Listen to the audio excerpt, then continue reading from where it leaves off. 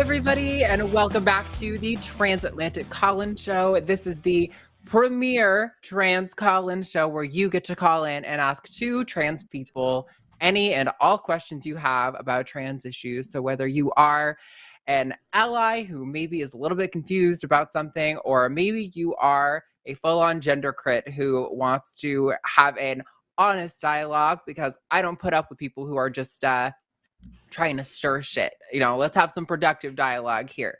But genuinely, if you are gender critical or anti-trans and you want to have a dialogue, we are here for all of those things. So please get your calls in. The number is in the description. It'll pop up on the screen, I think, at some point, and the mods are always spamming it in the chat. I am your host, Arden Hart, and with me today is the fabulous, the incomparable Josie. Hi, everybody. Thank you for having me today. I'm excited to have some good phone calls. I've been working all day, so it's nice to break it up a little bit, have some fun, talk to people, spread some education. Let's do it. Absolutely. Yeah. So Josie, I know we spoke on the phone just the other day. I feel if you don't want to go, that's absolutely okay. But I mean, if you are able to and interested, please share with the audience. You're doing like a million amazing, impressive things. Yes. And I'm always like, oh my God, I just realized that I was like, what kind of intro was that for myself? I'm just like, everybody knows me. We can get started. No. Hello, everybody. I'm Josie Caballero. I am a trans woman, she, her pronouns. I am a director for a national nonprofit that focuses on trans policy. And I serve on many different boards across the country, from the Transgender American Veterans Association. I'm on the DNC Trans Advisory Committee, just doing small things, running the U.S. Trans Survey that, I'm sure many of you have taken if you are residing in the United States. So yeah, it's been a very busy start of the year, but it's been, I mean, for trans people overall, it's been awful. But overall, as far as how fast we're moving on activism, it's been good. I hope to see some of those fruits from that labor over the last few years come to fruition. Yeah, I definitely think there's a sense of like the bills that we're seeing are getting more extreme, and they are managing to pass in a few cases, but it also seems like we're mounting a stronger defense, and like the prominent speakers are kind of falling more flatly on their faces, which is like really satisfying. So I don't know, it's a very there's so much going on. It's serendipitous at times. It's serendipitous, yeah. But honestly, finally people are starting to see that we've been crying about the fact that there's a genocide happening, and now the words are coming out and CPAC on the stage. And so people are starting to be like, yeah, this has reached a new temperature, even though we've felt it forever now. But people are now starting to see it. But we also will be remiss if we don't mention that there's been now 406 anti-trans bills introduced this year. And we already have some terrible news coming out of Tennessee, Arkansas, Florida. So there's still a lot of fight left that we have to continue. I mean, Tennessee's going after gay marriage now and interracial marriage with a new bill that they just put out as well. So it's not just about the trans people. It's about all of our ability to live freely in this nation. Yeah, absolutely. I think people sometimes underestimate, when we're seeing like the pick-me's and pulling the ladder up behind us, that ahead of some of the people who aren't progressing as quickly, people thinking like, well, I got mine, so, fuck you, and you have to get yours on your own. And it's like, if you think that these fascists are going to stop, after stomping down on one group's throat, you're deeply mistaken. These are like Christo-fascists we're dealing with in most cases, and they're not going to stop. And as like you were pointing out, Michael Knowles saying loudly and proudly at CPAC that the goal is the eradication of transgenderism from public life, which we'll kind of touch on a little bit in the polls. Our polls we're switching it up a little bit. We're being a little more vague to elicit your responses. So, but let's move on to take last week's poll, which was a wordy mouthful. If that's okay, we're gonna hit the whole thing. That was all me. So last week's poll read, red states across the U.S. are attempting to legislate away trans people's access to gender-affirming care and expression of gender diversity under the guise of protecting children who couldn't possibly know their gender and ought not to be confused. If you could have received care as a minor, would you wish that option were available to you? And your options were yes, it would have been huge, which clearly, overwhelmingly, 56% of the respondents said yes. Maybe, it's unclear to me.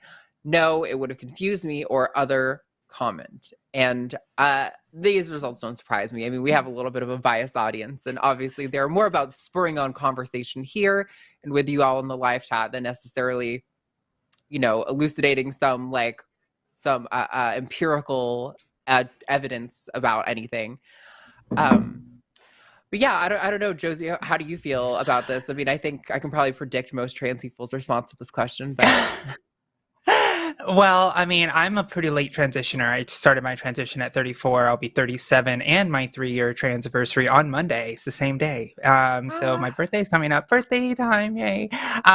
So I was born and raised in Texas, where the transgender ideology, or really, education on people's identities. If I would have received that, I think my life would have been a lot more clear, rather than me just like walking around wondering like, why do I always want to be a girl? Like, it's like thinking something was wrong with me all the time, that it was just some deep, dark secret that I couldn't tell anybody. And I just had to live with it and just bite my tongue and just swallow it and just try to hold it there. But if I would have had education that it was an option, I would have definitely jumped on it right away. The lack of knowledge didn't stop me from being trans. It just delayed the process and made it more difficult and more expensive and more inconvenient. It would have been nice to start as a kid. Yeah, no, absolutely. I've talked before about, obviously, I think you even mentioned last week that I had the detransition process as a teenager. I transitioned really young and then detransitioned as a result of bullying and harassment and the lack of acceptance from my entire community, basically, with the exception of my amazing mom. Love her to death. But that's something I had to learn eventually as I got older and started to reconcile with, myself and my identity in my life, realizing that my transness was not something that I could escape. And if not just, the trans people benefit from that information being out there and that care being accessed, the community at large having access to that information and knowing that they ought to perhaps treat their peers with a slightly more respect, which I'm sure there's still bullying that goes on, but from what I can see, it seems like every generation is getting immensely more accepting of their trans peers, and I hope that continues on that trajectory. But yes, that was last week's poll. I hope you all participated in it, and if you're ready, Mr. Producer Man, we can shift it over to this week's poll, which is, do you talk about culture war issues with your families and friends IRL? Yes or no? You only got 2 options this week. And this kind of is spurred on by the Michael Knowles stuff, because along with I have some discussion I was seeing from Matt Walsh, renowned anti-trans clown.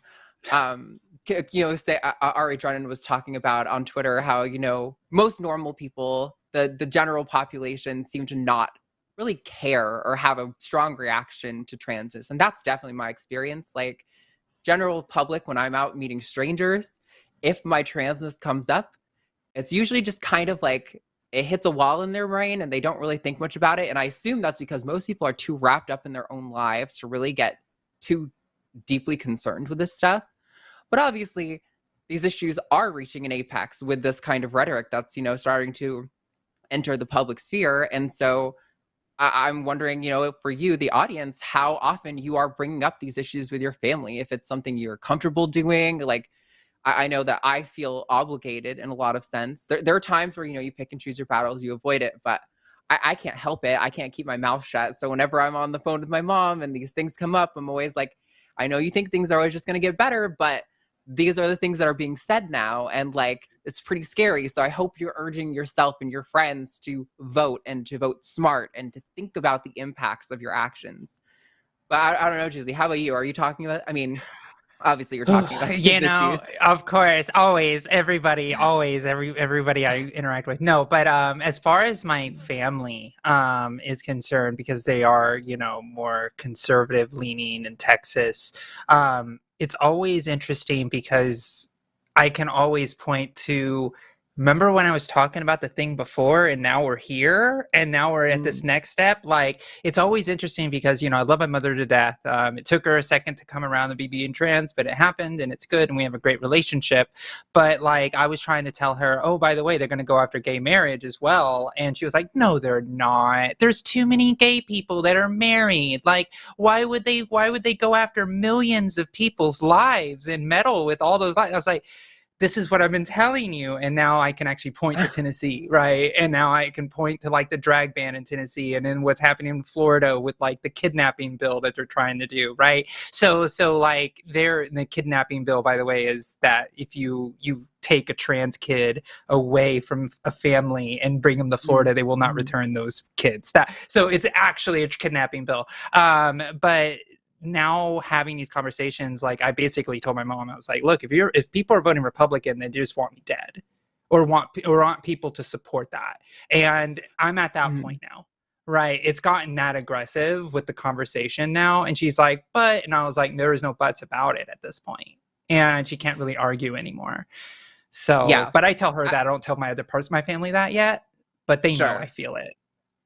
Yeah, I mean, at the very least, that kind of rhetoric is not a deal breaker for them, right? Which if a trans person is in your family and that's not a deal breaker for you, I have to wonder, like, what else are you comfortable with seeing happening to, your fellow American people who, trans people at large, I think, would like to just be functioning members of society who are trying to live their best lives and, work and have passions and relationships and all these things. And we are stopped from doing that and forced to do all this advocacy, which, I think I'm good at talking. So I like to talk. I like to hear my own voice. So I'm glad I can put those skills to use somewhere. But really, I would rather not be defending trans rights all the time. It would be nice to be able to just have being trans a inconsequential fact about me that people can go, oh, cool, that's a thing I know about you. But it doesn't it's like hearing somebody is tall or likes purple. It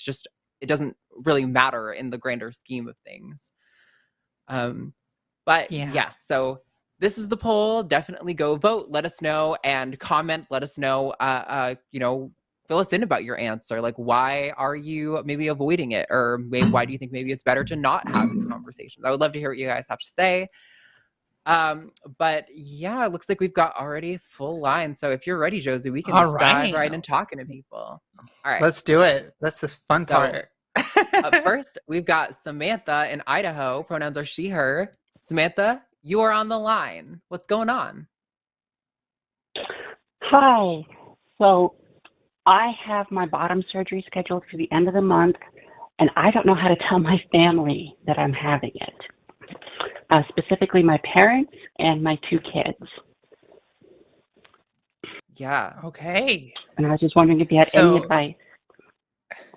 So you're already at a point where you're going into surgery. So you've been transitioning for a while. Have you transitioned publicly for them yet? Did they know that you're trans? They do know. Yes. Yeah. Yeah. I've been on hormones almost 2 years now, and I've been out as trans pretty much the whole time. Okay. So have you talked to them that you were interested about this? So my family is conservative Christian, specifically Mormon. And while they tolerate it, they definitely are not accepting. So we had a brief discussion about a year ago where they asked if I planned on it. I said yes, and that was the end of the discussion.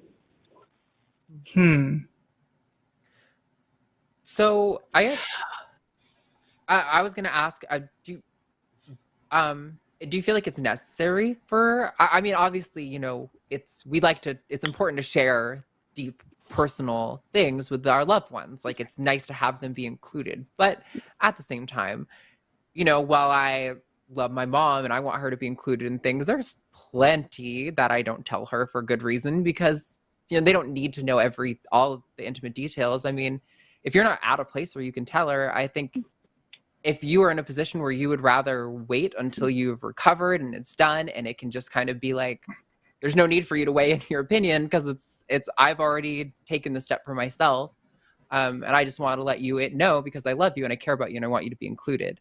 That there's an option. I don't know if you don't have to feel like because the surgery's coming up, there's a deadline to get it out right this minute, if that makes sense. It makes total sense. The one factor is I'm currently living with them. So I have to explain there's a recovery gone for up to 2 months. I'm 4 months past my surgery date as well. So I'm still recovering. It would be hard to hide. I'll tell you, it would be impossible to hide. Yeah. I will say this. Think about this as something you want to share with them as something that you are including them in, because Arden's right. Like you don't have to tell anybody you don't want to anything other than, hey, I had a medical procedure and I'm doing this thing. Now, if you have a relationship with your family that is like, hey, I have this thing happening to me and it's very important to who I am, like it's really in their court. Now, the thing that I always say, because, for me, I always look at safety, right? So my first question is, since you're living with them, that means you're going to be recovering with them, correct? No, actually, no. Okay. So, okay, great. So that's one thing I wanted to make sure that was. And I'm staying there for recovery, so. Okay, great. So that's important, right? And so are you going to be doing that for a total of 6 months? Or are you just doing the first 6 weeks? So I'm going to be probably gone for about 8 weeks and then come back, get my stuff, and move. Oh, okay. All right. So I just want to make sure you're safe, right? Because that's really important. Recovery is extremely difficult as far as scheduling wise, because, with maintenance, I have to do my recovery maintenance 3 times a day currently. And that is a big, thing that happens. And I want you to make sure that you're not in a vulnerable place where you're not affecting your own recovery. So that's what's most important to me. So now letting them know all these things, and that's all up to you, right? If this is something that you would typically share with them, like, oh, I'm getting like appendicitis, I have appendicitis and I'm going to get an appendectomy, right? Like if you were going to share that news with them, then maybe you would share this news with them as this is a thing that is happening for you. Because really that's all they would provide is emotional support or not. So, I mean, I know it's not like I can't tell you what not to do. But I will say you have done the right thing to protect yourself during the vulnerability of surgery recovery. Yeah. I think the only thing I would add is that definitely if you're expecting that your parents are maybe going to be helping you with the move or helping with your kids while you're in recovery, then it's probably important to, let them know that you need help. But I mean, I definitely think that sometimes we can get these huge, we can create this huge like anticipation thing that causes us to avoid having these conversations because we're thinking it has to be this whole big ordeal and this whole big sit down thing, when it can just be like, Mom, Dad, I love you. I want you guys to be included, but this is something that is happening. It's not like you're fielding their advice or and I would love it if you could help me out with this. It would be really important for me. It would help with recovery, like massively, to have you there and a part of it. But this is what's happening. It just kind of laying it out as a matter of fact. Sometimes that can even go over more smoothly because you're not trying to get people, them to like weigh in or in any capacity about like whether or not you ought to, like it's already happening. So how are you going to operate with that? I think sometimes it's easier in that way to ask for forgiveness rather than permission, Yeah. Is that helpful? Hopefully we can. Yeah. I think that was really helpful. Good. And if, things go great or poorly and you want to call back and be like, you guys gave the worst advice ever. I'm so mad about it. Please do call back because I don't want to be giving bad advice to people. So, definitely let us know how your experience goes. We'd love to hear it. Okay. And then I was just wondering if you had any advice on how to explain it to my kids. My oldest is 6 and my youngest is 3. And it's like, I don't know how to even bring it up with them that I'm going to be gone. And do they know you're trans though, right? Already? Yes, they know. Mm-hmm. Okay. Because I actually came out to, I had a kid for a short period of time when I was partnered with someone with a child, and it was he was 6 years old when I came out to them, and kids kind of just get it; they understand. Just say, hey, you're going to the doctor and you need to do this thing. Like, I don't think you need to know the specifics unless you are very clear about anatomical parts already, with your child. You're the parent, so you have a control over that conversation. But really, I don't know if the specifics are as important to the child other than they know that you're not going to be able to pick them up. You're not going to be able to, pick up their room and they're going to have to be more helpful, right? In picking up their stuff and things like that. And just say that you're hurting. And I think kids understand that you're in a physical pain and things like that. So I would be light on the details, but understanding that you are sick. Not sick, that's not the right word, but just you're healing from a recovery from the hospital, if that makes sense. Yeah, that makes sense. Yeah. Awesome. Well, I good luck with that, Samantha. That's definitely a big burden, especially being away for so long with kids. I'm sure that's difficult to plan for. So I wish you the best of luck going for that. And congratulations also, above all. Yeah. Congratulations, because that is difficult to get all the pieces in line for that. So I'm super happy for you, and I wish nothing but the best. Yeah, all right. definitely. Well, thank you for your time. Be patient. Be patient. That's all I have to say. I'm 4 months in. It's tough. Awesome. Thanks so much to Samantha. All right, we have got tons of lines. There's some spicy calls, so I hope everyone who's on the line right now stays. We're going to try our best to get to all of you. But first, we're going to bring in really quick. We've got Nora from Texas. Pronouns are she, her. She, her. I said that really weird. Wow. Nora, you are on the line. My first time talking. Welcome, Nora. What's going on? Hi, you two. I just wanted to say that there seems to be some kind of trend with the chairs that you and student Dr. Ben have, because I have the same kind of chair. It's the cheapest gaming chair on Amazon, I think, which is why Forrest Valkai, who runs is it Skeptalk, I think, on Tuesdays, he also has, I think, 2 or maybe even 3 of these chairs. It was on the New Year's special. He brought them all out, and we were all laughing that we all have the same chair. So, yeah. What's your question, though, Nora? What's going on? Well, I'm 9 months on HRT, and I wanted to ask about what kind of expectations I should have in kind of long term, specifically about breast growth and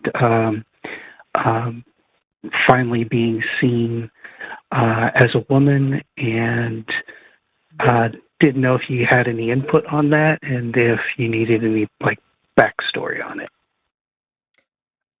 I mean, definitely have input. I'm curious if you're comfortable disclosing what methods of HRT you're taking, because that can definitely impact expected effects and stuff. I mean, if you're not comfortable disclosing, that's totally okay. There's still plenty to talk about there.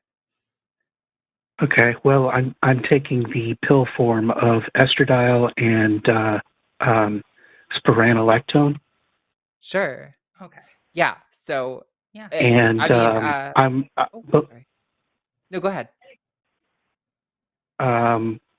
Before I started, I don't know if you know by heart what Tanner stages are, but I started out as 2.5, and now I'm a 3. So I've got a little bit of growth, but not much. Yeah. Yeah. Go ahead, Arden, if you want to start. Okay. So it's fine. Okay. Sorry, we're dancing. We're crashing into each other. I think basically what you're going to hear from the doctor, or at least what I remember hearing on my like informed consent forums, was that you're probably going to see most of your major breast development just on estrogen within the first 2 years of treatment. However, I would challenge that because my experience with other trans women and my experience on hormones was that and I think just from, knowing other women going through puberty, like it, everyone's different. And I think sometimes there are spurts, you go through growth spurts. Maybe in those first 9 months when you're starting hormones, you see a lot of development and then it kind of plateaus for a while. But hold out hope. There is almost always going to be another spurt or two. I would say the first like 6 years, you can probably expect spurts of growth. But if you're struggling and you're feeling like there's nothing that's going on, I hope you're getting your blood levels checked, because sometimes for people who take the pill, this is, I think, not even for a majority of people who take the pill. It But happened to me. I already know where you're going. So people plateau, and the reason for this is for something called the first pass effect, which I wish Ben were here to give you the more medically explanation. But basically, it means that estrogen is getting converted in your liver to a weaker form of estrogen. And so a lot of people find that switching to the patch or injections or implants are more effective after those first like few months or the first year or two. So that it's not to urge you to switch, not to feel like your medicine's not working. Definitely trust your doctor, get your levels checked, and make sure that they're aware of to look out for these things. Because to be honest, it's unfortunate, but as trans people, we actually have to educate our doctors a lot of the time on things that aren't always commonplace yet in the field. So bringing that up is always worth doing. But yeah, did you have anything else? Do you want to add something to that, Josie? Yeah, I do. So it happened to me in 9 months around that time. I started getting hair growth more aggressively. I started getting migraines, and I felt like I was remasculinizing. And I actually called my endo. My endo's like, okay, let's get your levels checked. And then basically my testosterone was back on the rise and my estrogen was already going down because my pills just stopped working for me. My body was metabolizing it too quickly.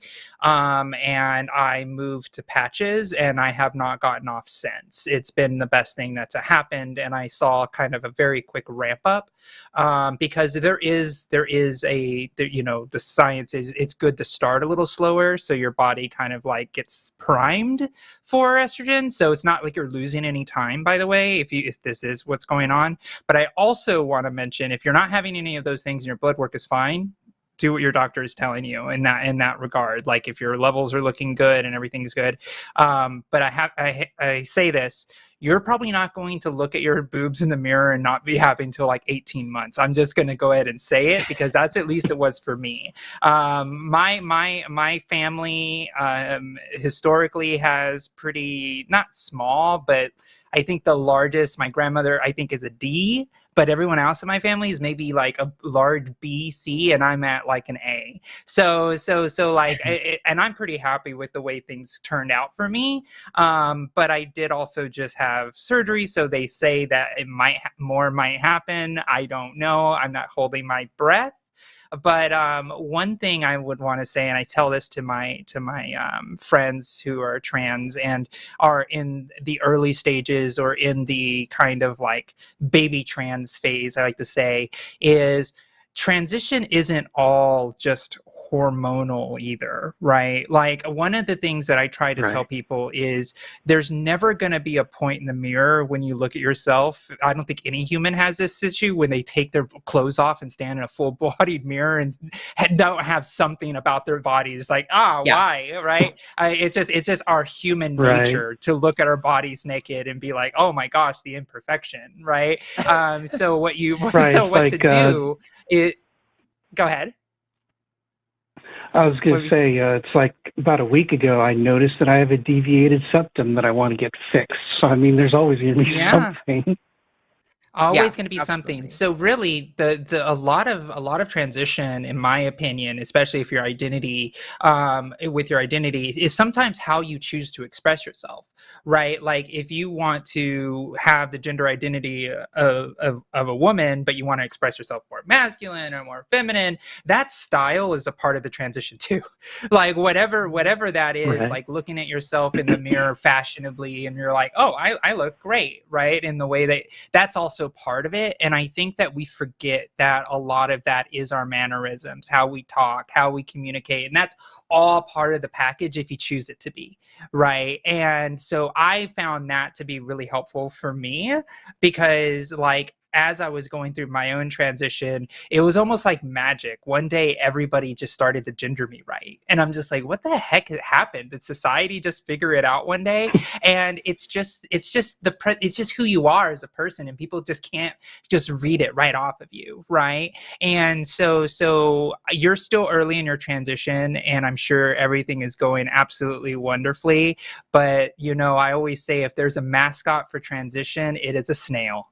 It is slow. It is slimy. It's got a pretty shell. Yeah. But salt burns and is dangerous to cross sidewalks in public. Okay, so that's why I always say transition is a snail, and you have to be patient. You got to be brave to go out there and do it, right? And or you'll never get to the Right. other side.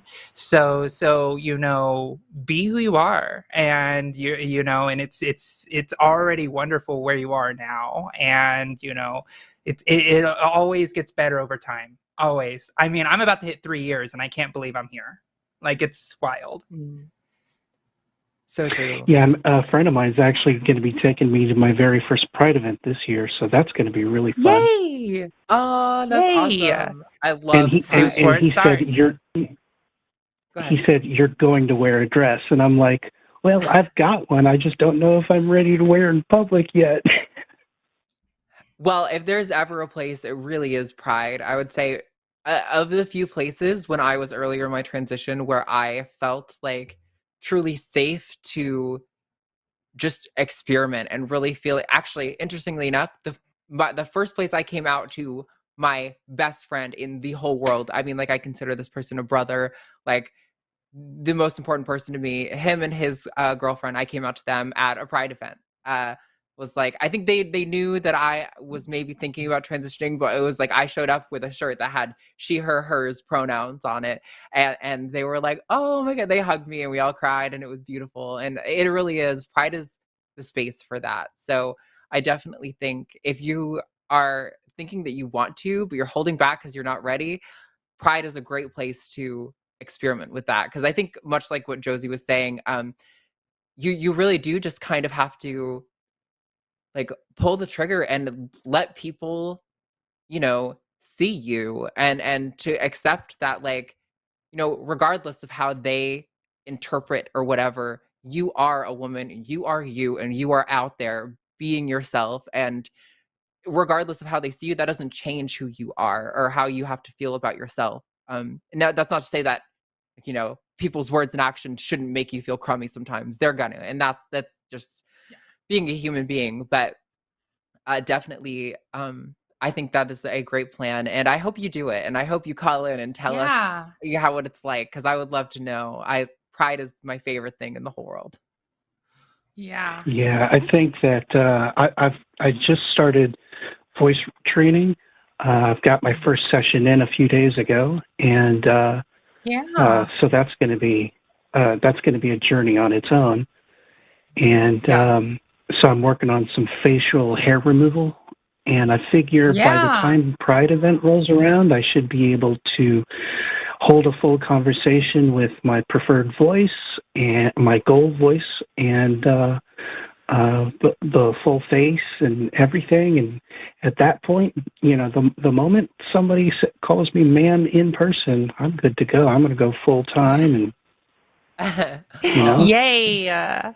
Definitely do it. I'm excited on your behalf, Nora. It's definitely, I think, Josie, that's so great that it's transition is a snail, but it sounds like you are already like well onto the sidewalk. So don't turn back now. You're doing such a good job. Definitely embrace the process, and I'm wishing nothing but the best for you, Nora. That sounds very exciting. There's many awesome milestones to come. Yeah. Be patient. Be patient. Always most be patient. of my life is medical stuff, and they always tell me, it takes time, with nerve damage and stuff like that. Oh, it takes time. And at some point you get tired of hearing that, but it's true. It's true. It really is. It took me 3 years to grow this hair to this length, okay? It takes time. Does take a long time. My hair keeps falling out in the shower. I need to figure out that problem. Well, hair always falls out of the shower, though. Like, don't let it scare you. Humans lose hundreds of hair a day. And if your hair is textured, especially when it's textured, it gets caught so it doesn't fly away. So when you wash your hair, all of a sudden you're like pulling out globs of hair. You're like, oh my God, I'm going bald. And it's like, actually not. It's just natural. So don't beat yourself about that either.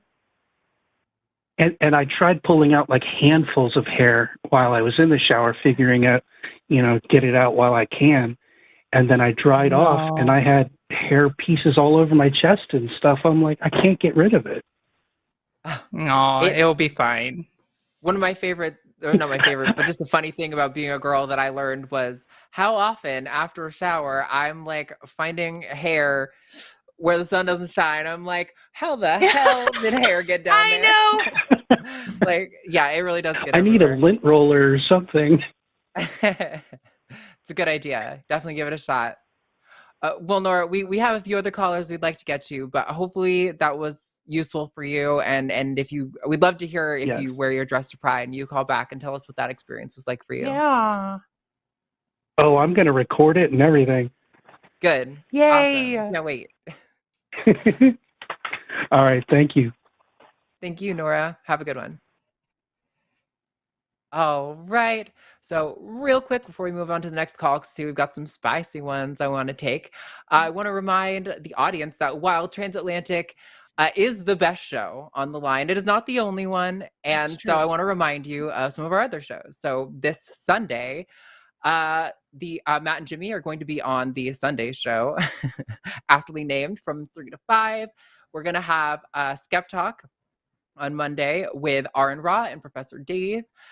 Forrest will be on with Dr. Eric Burnett on Tuesday on HOSTility. Matt will be bringing one of my favorite humans in the whole planet, Dave Warnock, on the Hang Up next Wednesday. He is such a awesome, just amazing human. Love him deeply. And then I will be back right here next Thursday at our usual 2 p.m. slot with Nominal Naomi. So you got a whole slated week of shows for you to be ready to check out, and we are so excited to deliver those to you. But for now, we've got some callers. Now, I would like to take Noctis in Chicago. Pronouns are they, them. Noctis, you are on the line. What would you like to talk about today? Hey, guys. I'm having a little bit of trouble because I'm getting an echo.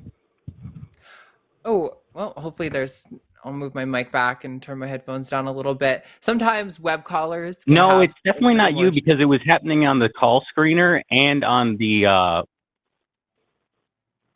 Is it still happening?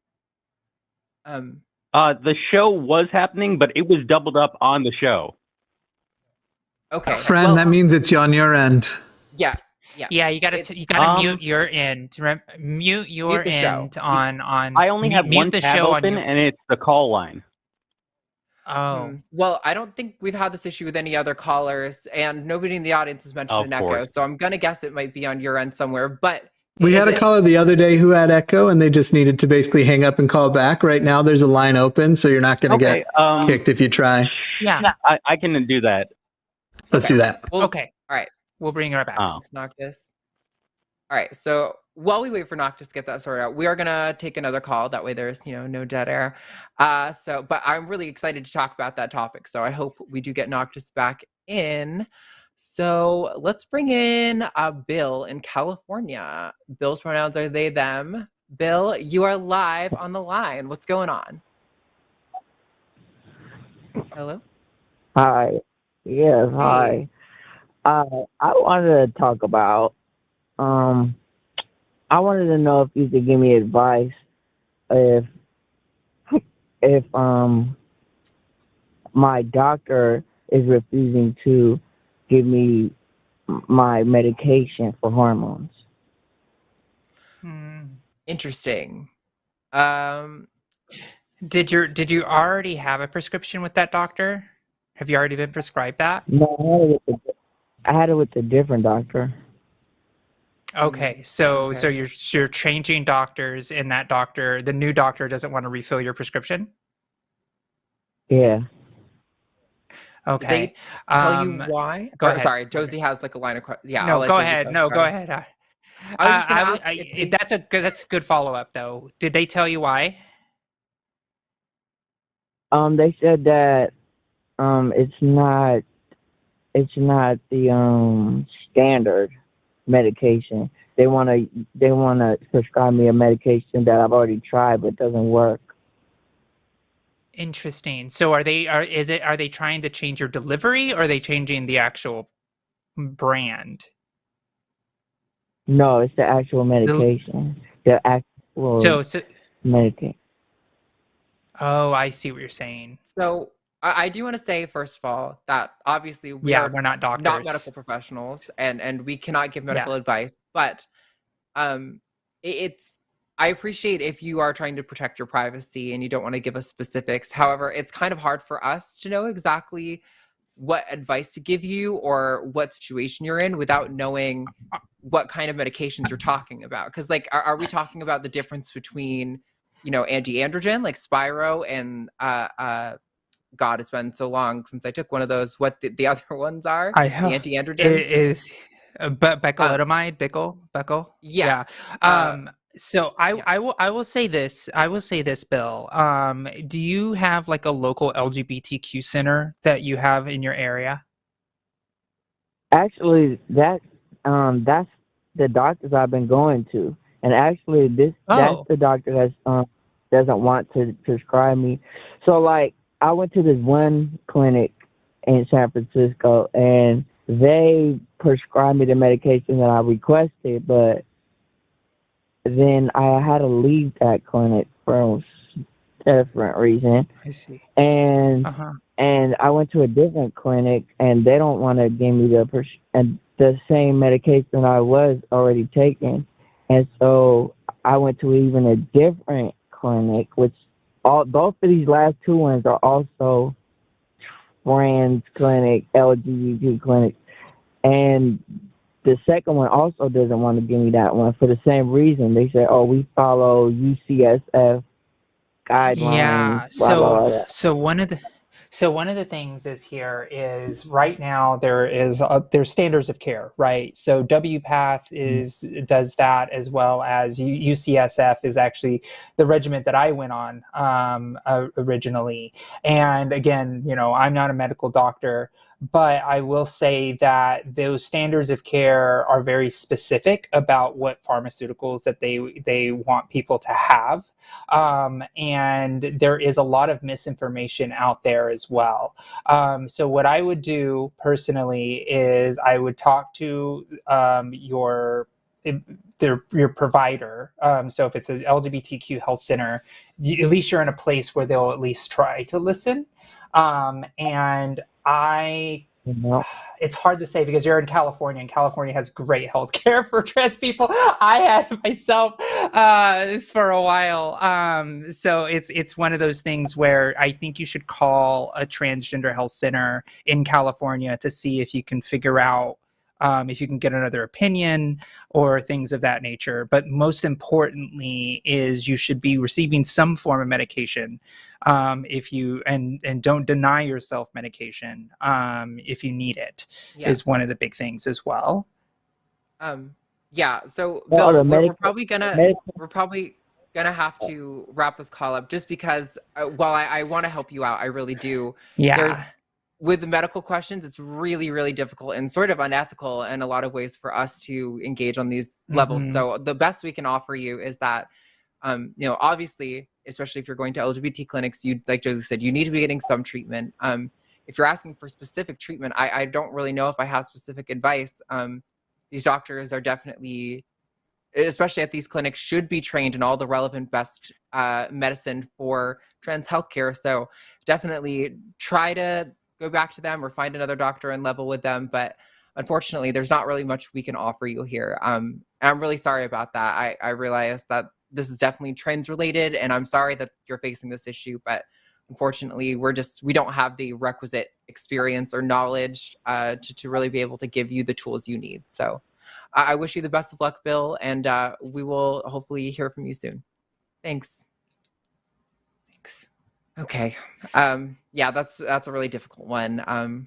That's hard, and there's just so much information. That's why we need a medical board to standardize healthcare for trans health across the United States. This is one of reasons number one, right, is that we don't have in this country you have the doctors for cardiology, right? They all use the same, they all have these different standards of care that is American, and there's medical governing boards, and we don't have one for trans health. So a lot of doctors are just flying by their own understanding from their own experiences. And that was a great example of confusion of our own healthcare, not knowing, is this the right thing that I should be taking or is this not? And it is definitely a difficult situation, and I wish Bill the best.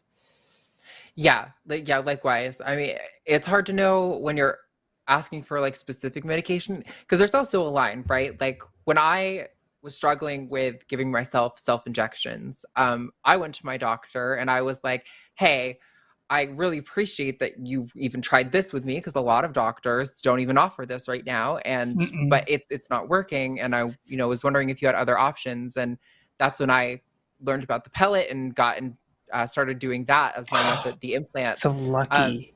It is really lucky. There's not a lot of doctors. Am I gonna go? Am I gonna go? That wasn't in America, was it? Am I gonna go to Texas and go get an implant right now? All right, I'm knocking on your door in a few months. I'm gonna go and get my. Do it! Oh my God, we'd love to have you here. Yes.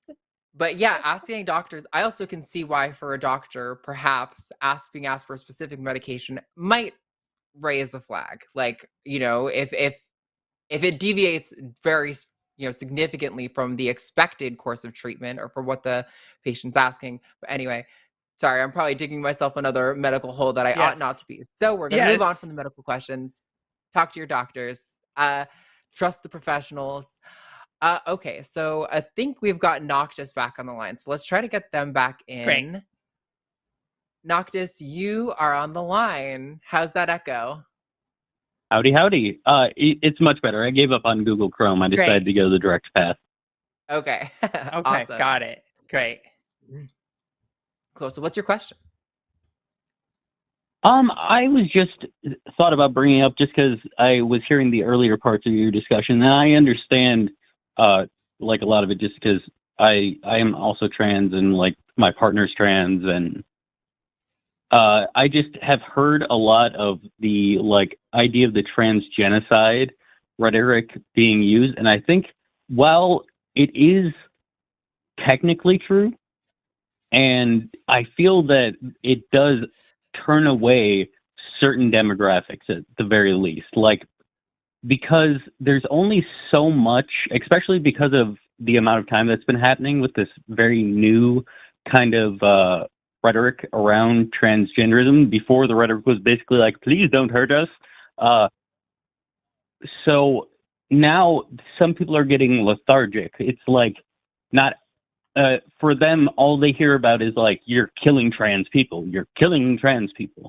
and even unfortunately people get lethargic with that kind of messaging.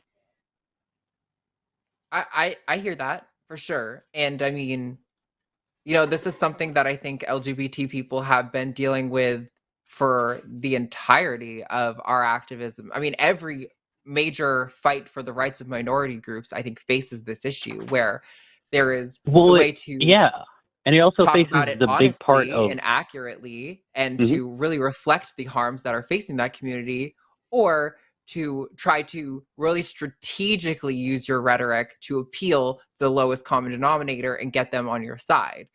And there's also the issue of young trans people and young people in the LGBT and many other demographics that are trying to create a coalition or something.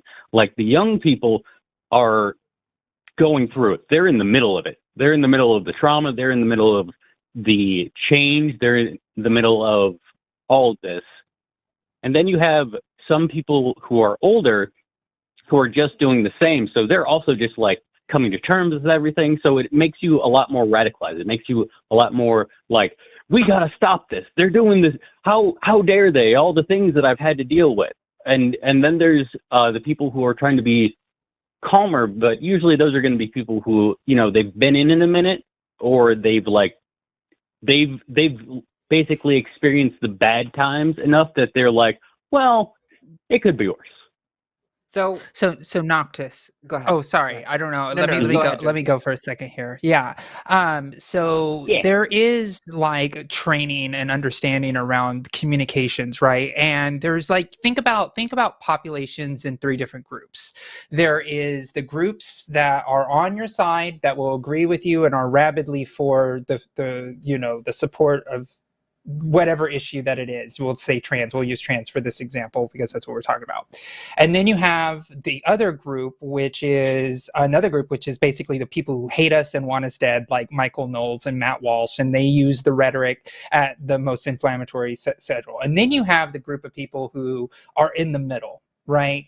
And I feel like the conversation that we're having is more of a kind of like a press kind of conversation, like media training conversation, right? Because if I was going in and I was having a conversation with a bunch of people who are kind of in the middle of like, oh, you know, they don't know what trans people are, I always start with, well, this is what a trans person is, and this is what we want as trans people. We want rights, and we don't talk about people using hate, bigotry, and things like that. We talk about discrimination, right? Because that's a real situation that actually happens, but we really don't go into like genocidal rhetoric. And I say we as the people who are like media trained in the national space trying to talk on these issues.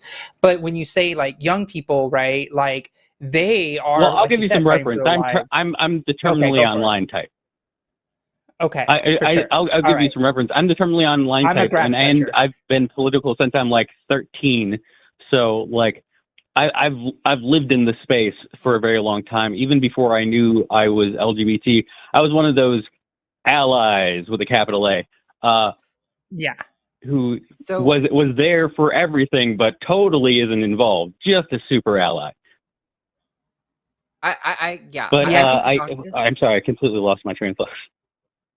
Sorry, I think what it sounds like, maybe your perspective is, I don't mean this to sound horrible, but I think what you're suffering from, and what I have suffered from for a long time, for many years in the past, is the mistake of assuming that the conversations that you're seeing in online spaces necessarily reflects what the general public sees. Like, it's so common when you spend a lot of time on Twitter. Like, don't get me wrong, dude, I'm on Twitter. Sorry, I don't know if you're dude positive.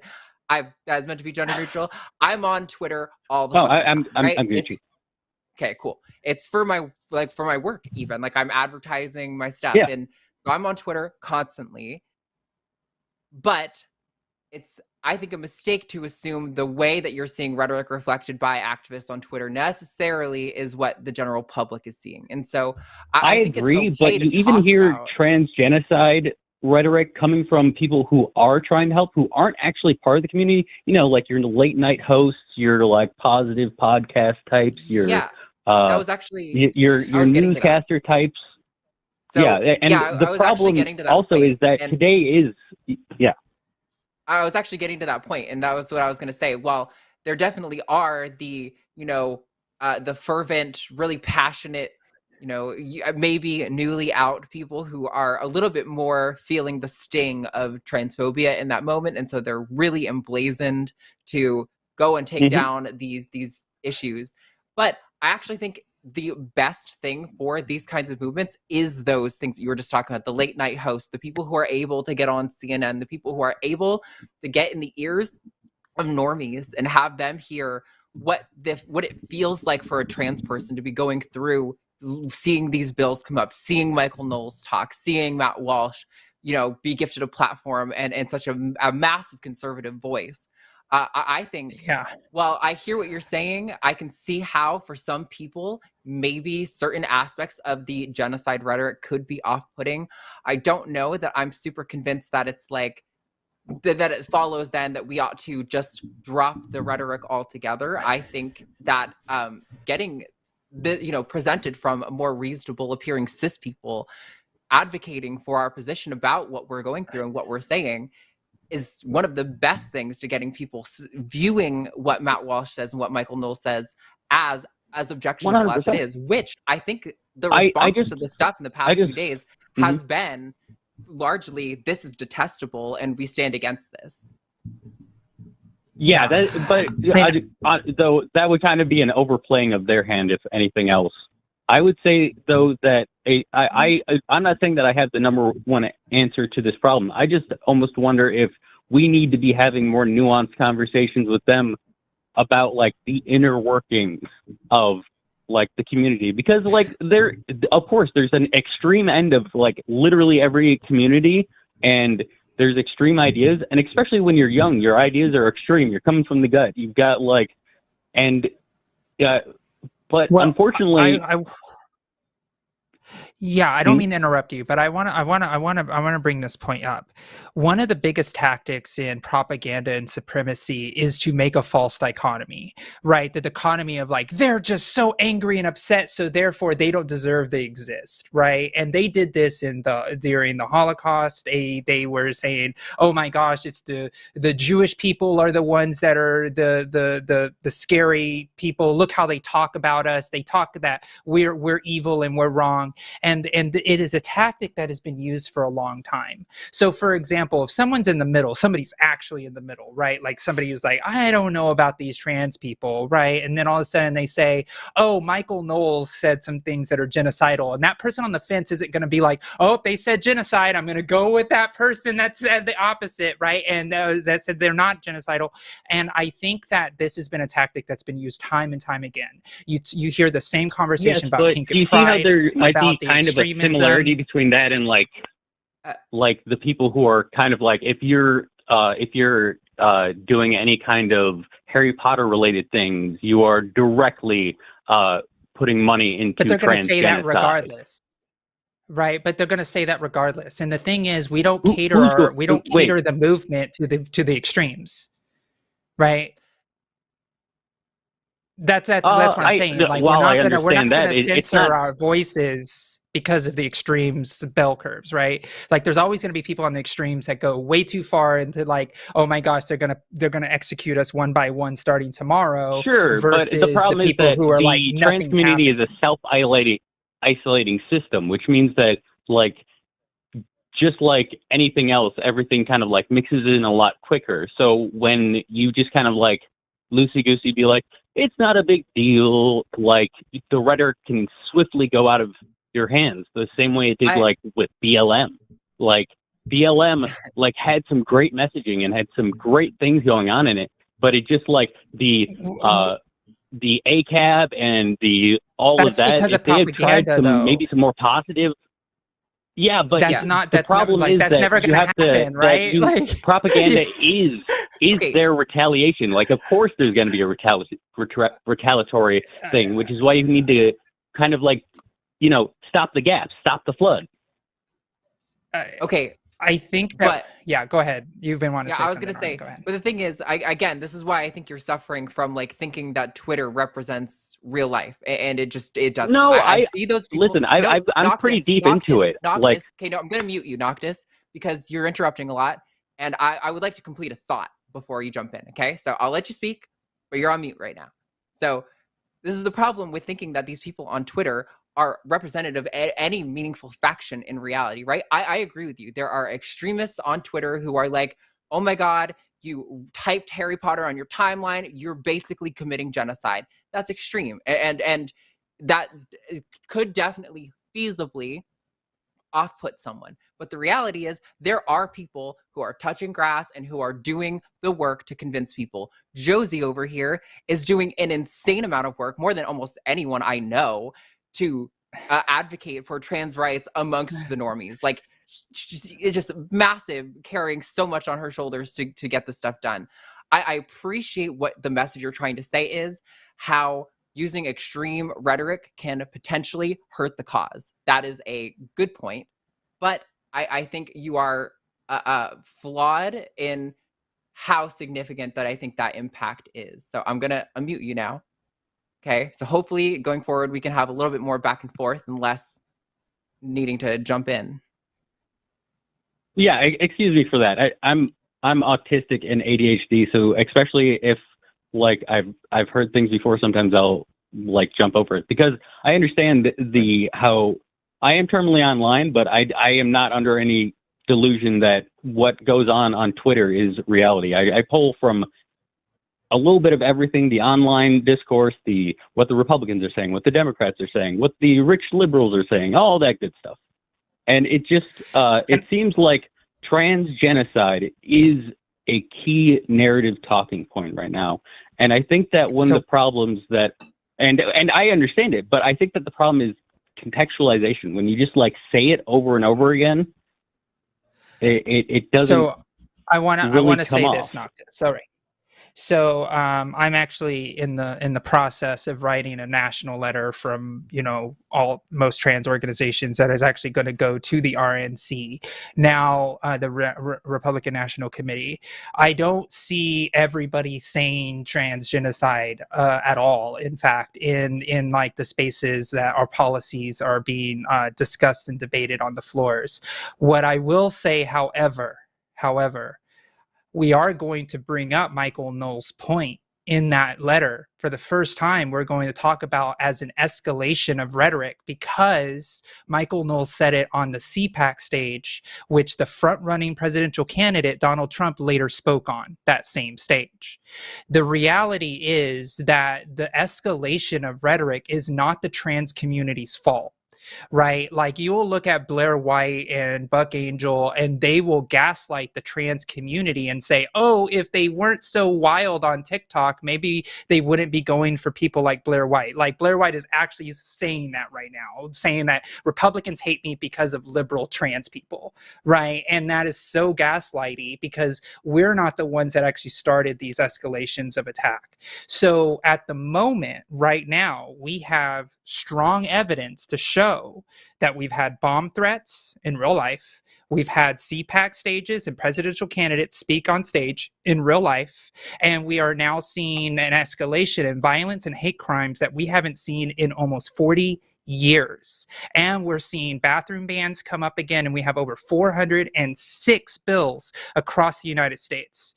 The reason the escalation is happening is because of all of these real life things that are happening, and people are upset. That's why we see it on Twitter a lot. However, in real life right now, people like, the Democrats, the normie Democrats, are being like, what do we say? We don't know what to say. This is wild. How do we combat this type of rhetoric? Like, we are having like Democratic national leaders come to organizations like National Center for Transgender Equality asking, what do we say? Because we've never heard rhetoric like this politically. So no one is coming off of the cuff and saying all of these things. Like,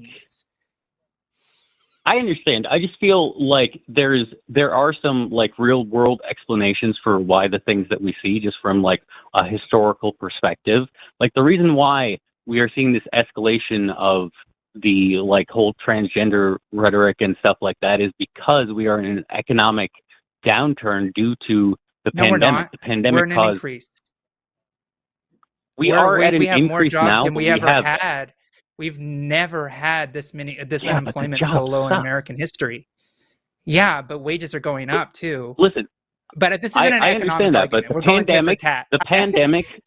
No, I'm just saying that the pandemic like completely threw people's lives out of sorts. And I'm not sure if you've noticed, but like people seem to be more impatient. They seem to have trouble like socializing the same way they did. It's like everyone had a stutter step. And every time that happens culturally, it inflames things. It gets people. That's the reason why BLM was so successful, because people were stuck at home, because people didn't have the economic like things that would allow them to just like deal with it and just be like, well, I guess that it sucks that this is happening, but at least I can afford to do this, this, and this, and distract myself. That's usually when these types of things happen as a response to other outside factors that are making life difficult enough that you don't just like pass it by anymore. Yeah. So we are going to have to start wrapping up this call because there are other callers on the line and we have limited time. But I will say, while I think there is some truth to what you're saying, I'm sure there is some data that would back up that there are people who are frustrated and more tense and more difficulty socializing post-COVID lockdown. I don't think I agree with what it sounded like the main premise was here, that, you know, maybe COVID is in some part or, you know, in large part to blame for the political tension that we're seeing. This has been going on. This is a part of America's history. This runs deep in our blood. This has been escalating time is a already straight long line. before COVID from social media. I mean, the Donald Trump 2016 campaign really was, I think, potentially a catalyst for what we're seeing now on this level more than COVID was. I don't think people were so crazy into BLM because they were at home. I think people were crazy into BLM because we just had a president for 4 years who was an absolute monster, racist piece of shit. Yeah. And then we're seeing, you know, the same institutional bullshit happen, and people are just fucking sick of it. And we're starting to get to a place because of social media where a small wave of passion can turn into a global scale movement. And I think that's a good thing. But anyway, we do have to wrap up the show because we've got more other callers on the line. I would just say, like, just give a historical thought to like what happened during the plagues and how that caused social reform, and even in the early 2000s, the resurgence of the creationists as a response to 9/11, trying to put into books is a good example. And thanks so much for the call. Yeah, thanks Noctis. Thanks, Noctis. Although I don't know if I'll add one last thing. Oh yeah, go ahead. I want to add one last thing real quick. It's like, we also have to account that we have the weakest Republican Party we've ever had as far as rhetoric-wise and policy chops. So they don't have any ability to actually tackle the economy in a way when they're supposed to be during one of these economic downturns, as was said. But like, I think it's just the Republicans are just getting worse at politics and only know how to stir up hate. And they just chose another target like fascists do. But yeah, I also anyways, I don't know, opinions. I would comment more on also the creationist resurgence after 9/11. I don't credit what people who believe in irrational things think on anything. So that doesn't whatever. Anyways, moving on. We have 3 more callers on the line. There was a spicy call that was like kind of trans medicalist that I thought would be really fun to take because I used to be trans med and I would love to engage on that publicly, kind of like show growth and change and all, you know, but it's all right. The caller left. And if you're hearing me, caller, call back now or next week. I would love to talk to you. So for now, let's see, who do we got? Let's take caller number 5, Pip in the UK. Pronouns are they, them. Pip, you are on the line. What's going on? Hello there. Can you hear me? Yes. I can hear you. Hi, Pip. I think we've spoken before. Probably. I've called in once or twice before. Anyway, to get straight to my question, I am asking about introducing the concept of trans and non-binary people to younger kids, because I am recently out trans feminine non-binary person. I've been living as non-binary for a couple of years now, and have just recently realized how much of the feminine part of that is defining my identity. And as such, I am just beginning my social transition in this regard. I have 2 nibblings, which is the gender neutral word for niece and nephew, one who is 6 and one who is 4. And it's important to me that they recognize, my status as a trans and queer person. and I want to introduce them to this subject in a way that, you know, is appropriate for them, and in a way that, you know, will make sense to them. Because my best friend has a nibbling who's currently 9 years old, and she uses my pronouns without any issue, and even corrects other people on the correct usage of my pronouns when they get it wrong. So it's certainly possible, but of course she's a bit older. I generally have the consent of my brother, and as far as I'm aware, the consent of his wife. So I'm just not sure how to really talk about the subject, because at present they know me as, you know, their Uncle Pip. You know, I try to generally, you know, think about the kind of things they're interested in and relate to them, and encourage their own self-expression. And I'm, you know, sooner or later, I'm going to be presenting it in a lot more feminine manner than I had before. So how do I communicate this to them? Yeah. So unfortunately, we are a little bit short on time because I think we've got a few callers calling back in, and we want to get to everyone. So we're going to try to be relatively quick about this. I hope that's all right with you, Pip. But in my experience, kids are usually the easiest to pitch this stuff to.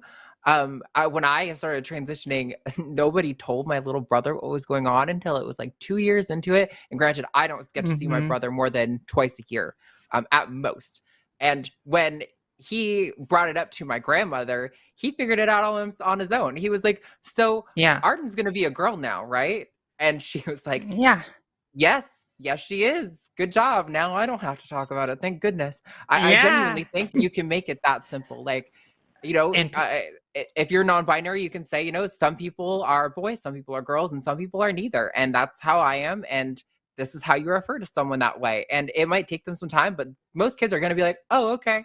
And that's about the extent of it. But Josie, do you have some thoughts? And just really quick on that is don't over-explain it. Be very simple and to the point of who you are and what you're gonna do. Like there doesn't need to be a long they're not adults, right? You don't need to say, well, when I was younger, I had these experiences. Just straight and to the point, and just say, hey, I go by they them. I'm gonna be wearing dresses because I like them. That's it. I am a chronic over-explainer because I'm on the autism spectrum, and trying to find not necessarily the correct language in terms of, you know, mature language, but the correct language in terms of detail and conveying the idea to them. Because with, say, like, for gay people in same gender relationships, I can, you know, it's relatively easy. Like, some boys like boys, some girls like girls, some like both, or maybe neither. And it's all up to you. And that's about it. But gender's a little bit more complicated.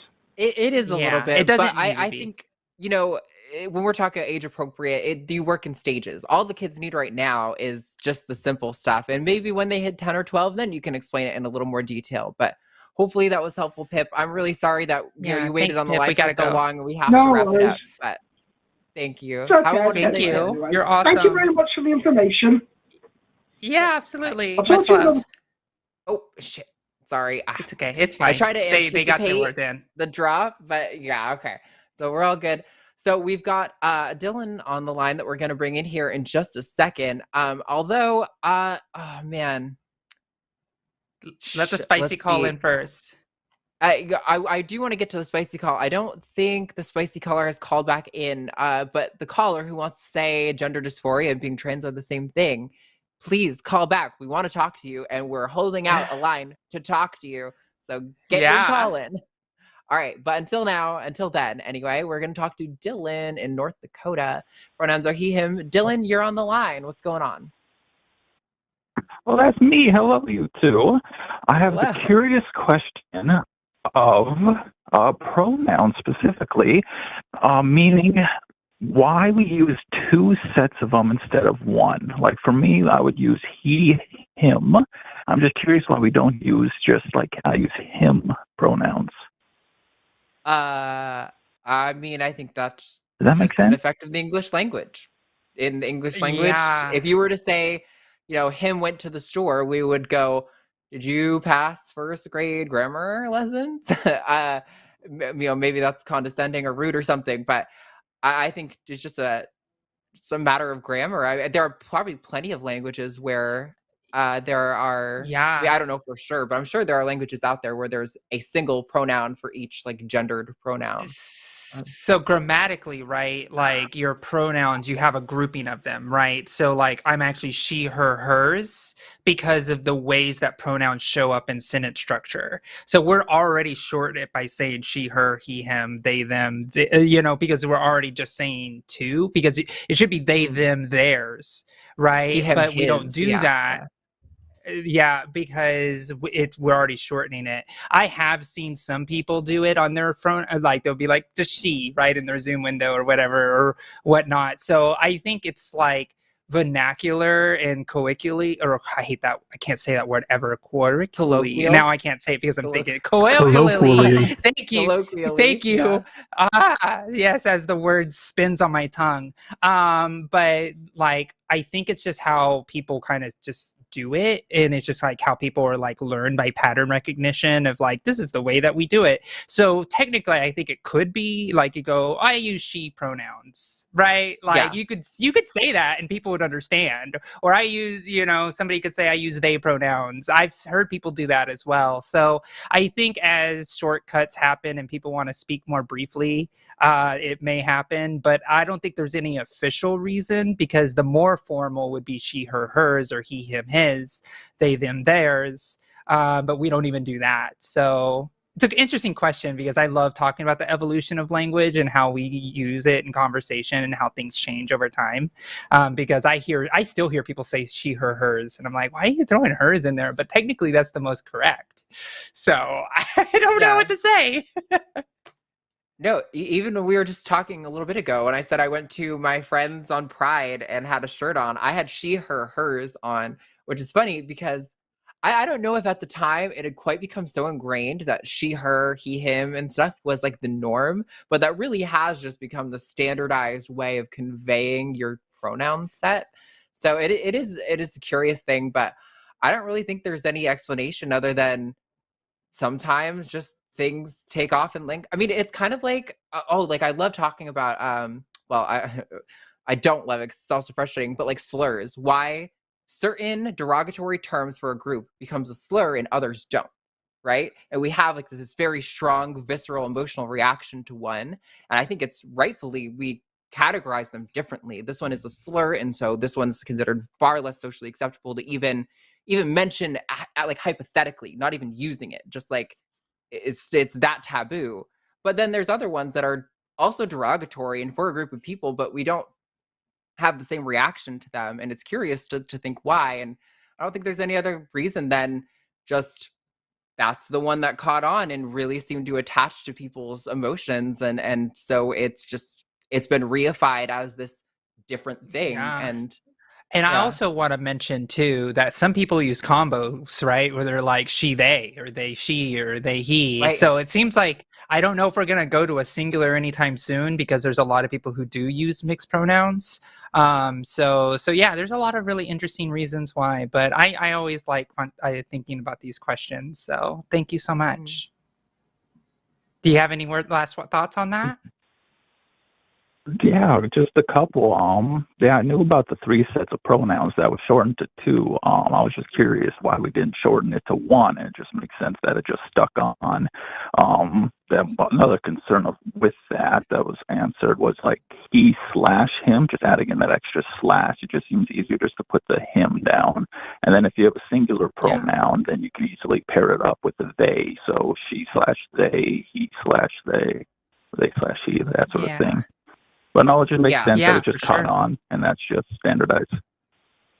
Yeah, it is strange, and I wish that I'm sure if I was all knowing, I could probably point to this was the event where like this really popular person did it, and then 5,000 people did it after that, and then that's where it just like propagated from. There's probably is like a reason, right? But it's one of those things that's just it's impossible to track, and like we'll probably never be able to like have the for sure answer. So it's just kind of like, Yeah. I don't know.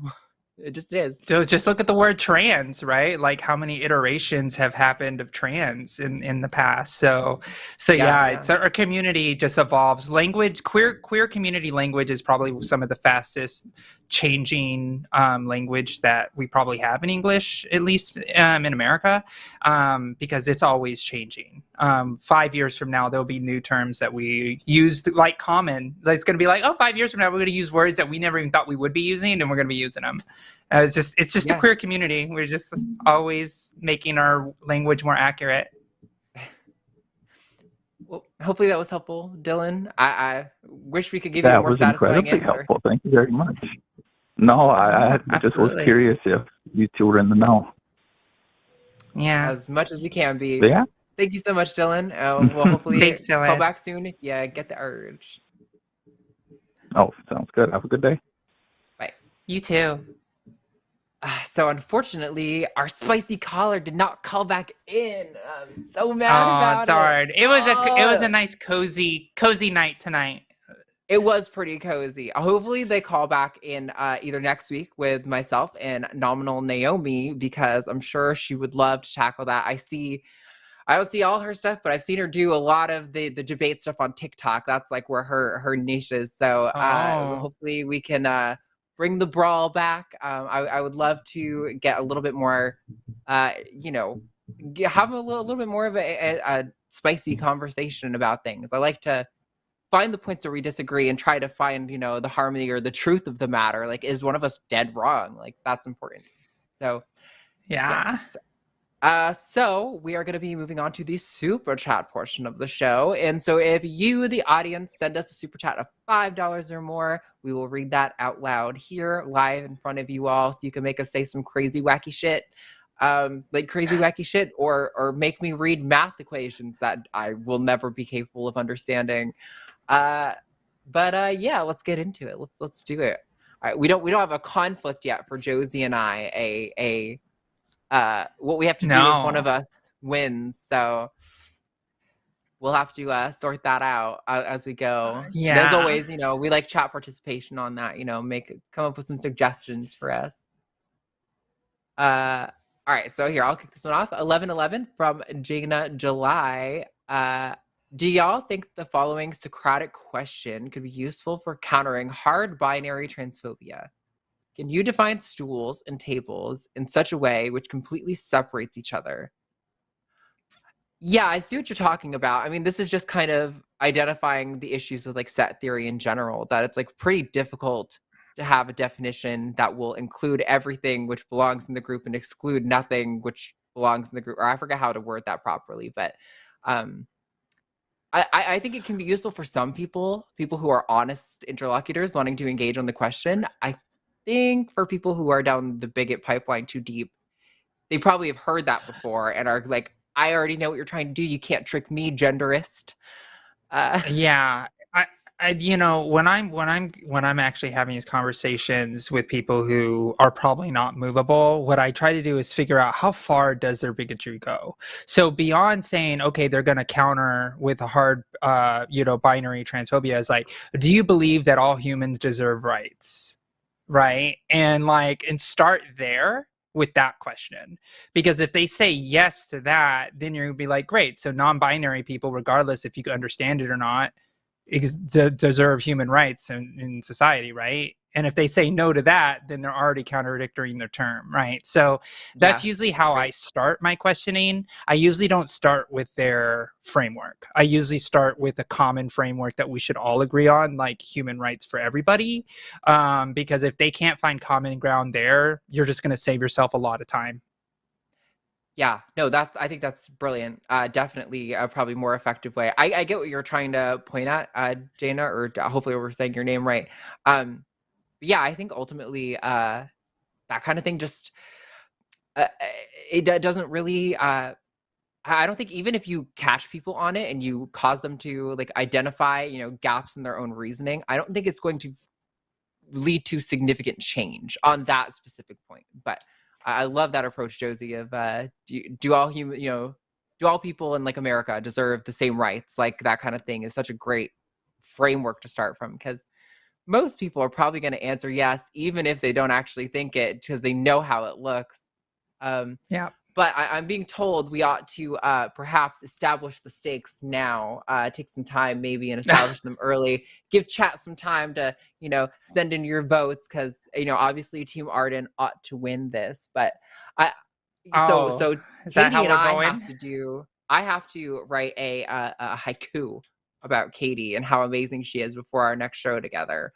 And post that everywhere. I don't know if we want to do something along those lines. But the problem is I'm like fangirling over Josie all the time. She talks about all the awesome things she does, and I'm like, oh my God, you're the most amazing person ever. I'm always so like, So I don't think that would be much of a punishment.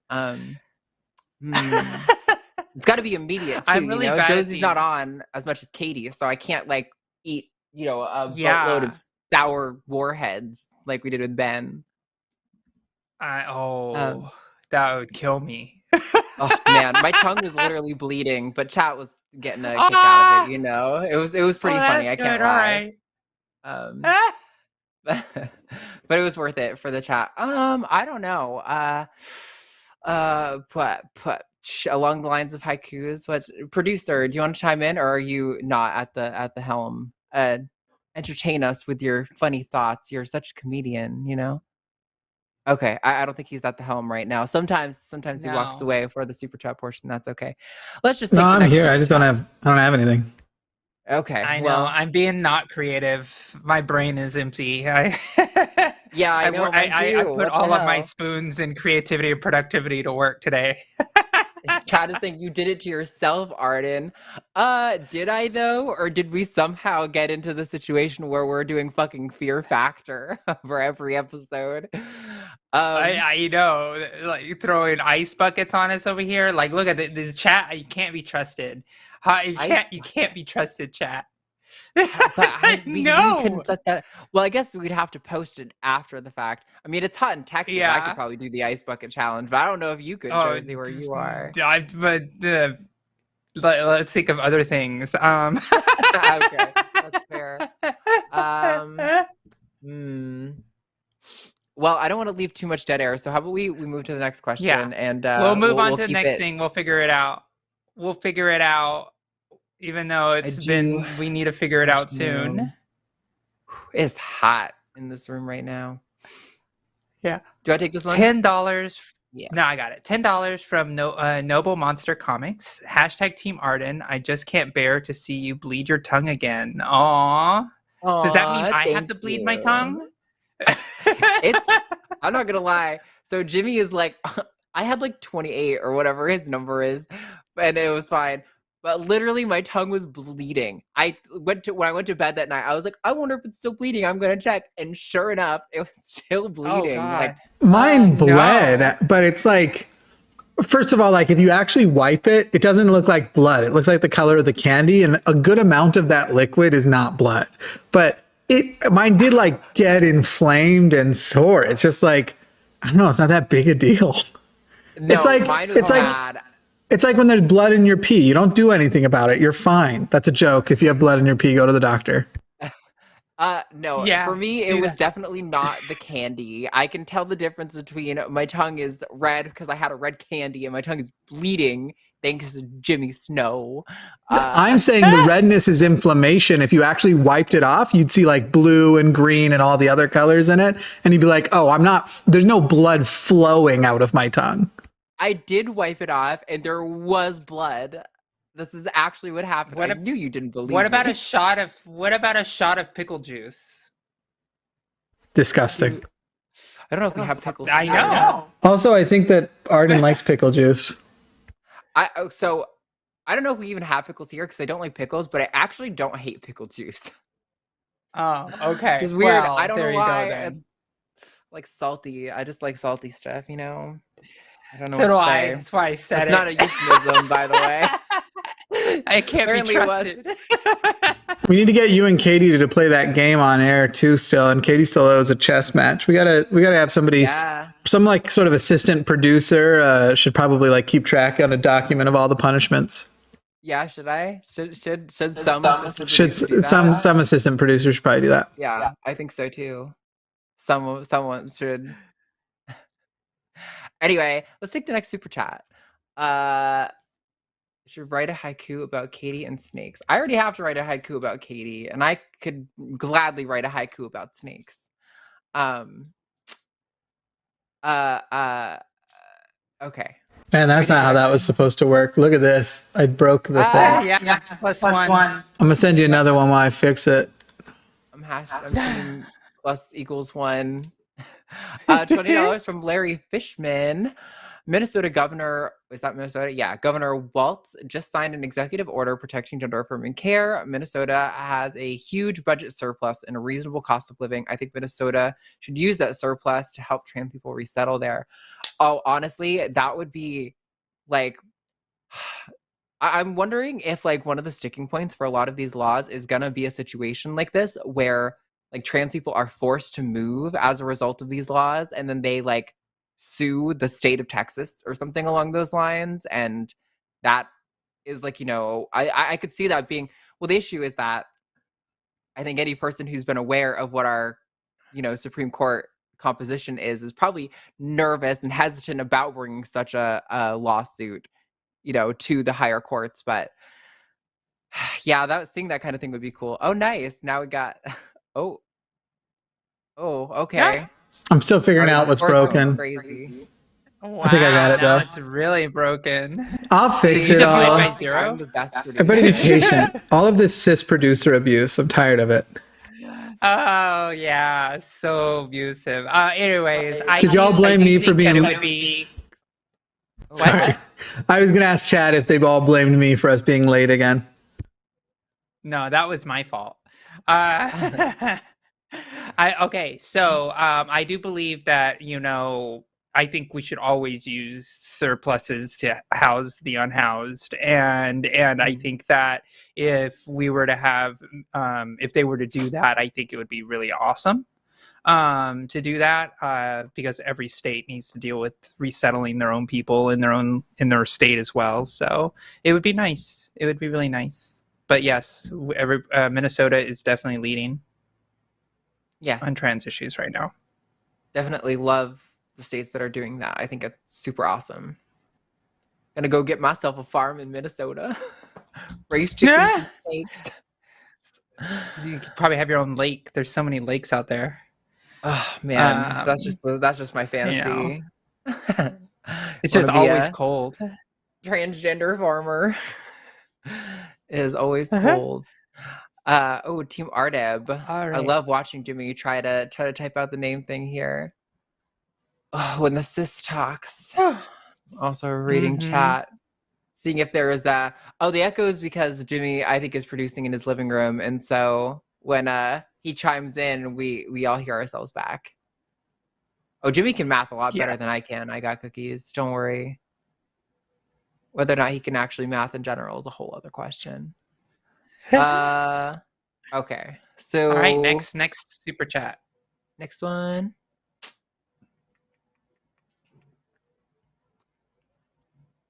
There we go. All right, $4.99 from Samantha Adamson. Thank you for the advice. I'll definitely let you know how it goes. Since Katy isn't here, I have to go with Team Arden. All right. Yeah. Home team advantage. I don't know if I love the whole pity vote thing, but I'll take it. Thank you very much. I appreciate it. But yeah, definitely let us know how it goes. Hopefully everything's okay. Yeah. Yes, I will take the vote, even if it's a pity vote. Did y'all pick some steaks yet? I hate steak, quite frankly. There you go. That's I what do we too. should do. No, okay. I'm vegan. Don't do that to me. Okay, well that's not fair then. I can't make you do that. I mean, I'm like, no, I wouldn't do it. I don't eat very much meat, but I would do it for punishment. God, look, should we try some nasty like vegan replacement food? Because there's a lot that is still disgusting. I mean, there's so many bad things. What's the worst vegan alternative meat we can try? Bugs. Oh man, I had bugs the other day. Yes. Ew! Johnny Angel brought bugs home. They were from Colombia when he went to Colombia, and they were called big ass ants. and they were supposed to be an aphrodisiac. They tasted like salted chickpeas. I was like, I'm blown away. I couldn't even hold it in my hand for too long because it freaked me out. But then I put it in my mouth and it tasted good. And I was like, I'm blown away. I don't know how to feel. I feel like I've been deceived all my life that ants are out here tasting good. Oh my gosh. Gosh, we need to really come up with stakes here. I'm trying to think here because like last time it was a Twitter thing, which those are fine. It's just people get really confused from my Twitter. Yeah. I'm sure. They're like, why is she saying things about Matt Walsh? Could we do like some sort of bug thing? Would you eat a scorpion, like a chocolate covered scorpion or something weird like that? I have an idea. I don't even eat honey. Go ahead. Okay. I have an idea. I'm willing to pay for it. There's a vegan cheese sauce called Daya. That's like Cheese Whiz basically, but vegan. And I have a feeling that like 3 or 4 ounces of it all at one time would be awful. Like shooting a half cup, drinking a half cup of it. Unless one of you has a really bad gag reflex. Gross too. So yeah, I think I could deal with that. I could do it. Yeah, okay. That sounds like sufficiently awful, but I wouldn't completely object to doing it. I've had diet cheese, and diet cheese is not good. So that is definitely a punishment. There's a new recipe. Their new diet is actually pretty good. But but I don't know about their Cheese Whiz. I don't know. That sounds interesting. I'm willing to do it though. So I guess it's their cheese sauce, but I feel like even good cheese sauce, if you have to drink it, is real rough. Yeah, that's going to be rough regardless if it's dairy or not. Okay, let's do it. All right. That'll be it. This will be for my joy. Yes. Okay, stakes are in. So you guys know the deal. We have to get to 25 votes. Votes are with a hashtag, Team Josie or Team Arden, or one of the things that is associated. But you got to have the hashtag. You got to get 25, $5 or more super chat. So get in your votes. All right. Don't forget there's a poll in the chat for a free vote. So I don't know at this point who this is. 1999 it's from Crassy Flung. I met a trans woman in Waikiki. She was the first trans woman I had met, and I didn't know how insensitive it was to ask her dead name. So Jasmine, if you are out there, I'm extremely sorry. I hope you could forgive me. Well, we appreciate, the growth and the learning because we have a lot of callers on this channel who say the very, very wrong things. And we always are trying to be like, that's what this place is for. That's what this space is for. So just to let you know, definitely wrong. Definitely insensitive. Yeah. But thank you, Crazy. You learn though. It's all good. Crazy Flung. Yes.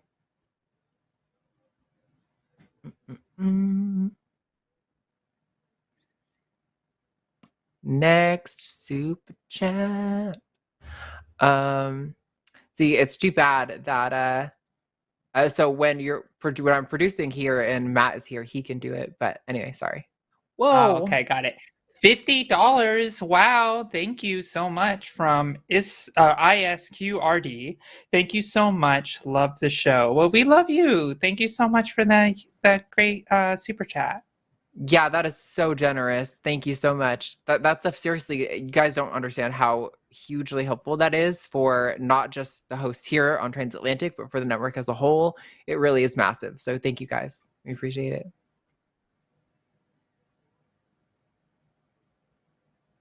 $10 from James Call, always doing the most. Thank you, James. Thank you, Arden and Josie, mods, and chat. Why? Because I wanna. Go fuck yourself, Jimmy. Aww. And that is sad. So don't feel like I deserve that. Just kidding. I think Josie doesn't know that this is what they do instead of complimenting me, because compliments make me uncomfortable. So this was requested. Oh, got it. This is a nice thing. Yeah. Oh, Oh, James called. Yes. $9.99 from Jeremy SS. Team Josie, I'm a former teacher, 8 year in history, and want to go on nonprofit work. Only real work history is in education. Any advice at looking at LGBTQ orgs in San Francisco now? Thank you. And the best thing that I feel you could do is start organizing. Like, there's always, like, call your local, LGBTQ organization or a local, org that supports trans people in the area, and volunteer. Get to know the people who organize and just be involved. And you'll be very you'll be very shocked on how quickly positions open up within nonprofits. There's a lot of turnover, especially in like local community work. So I highly recommend just start getting involved and getting plugged into the community, and just start doing some volunteer work. And then I think things will start opening up, and you'll start to see who you need to talk to or who you need to ask for a job for.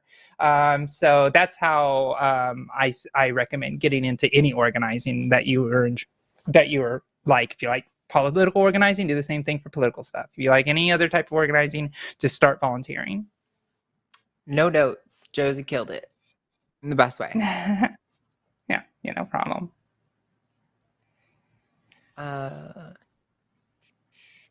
We got 1999 from Ramona, another regular supporter of the channel.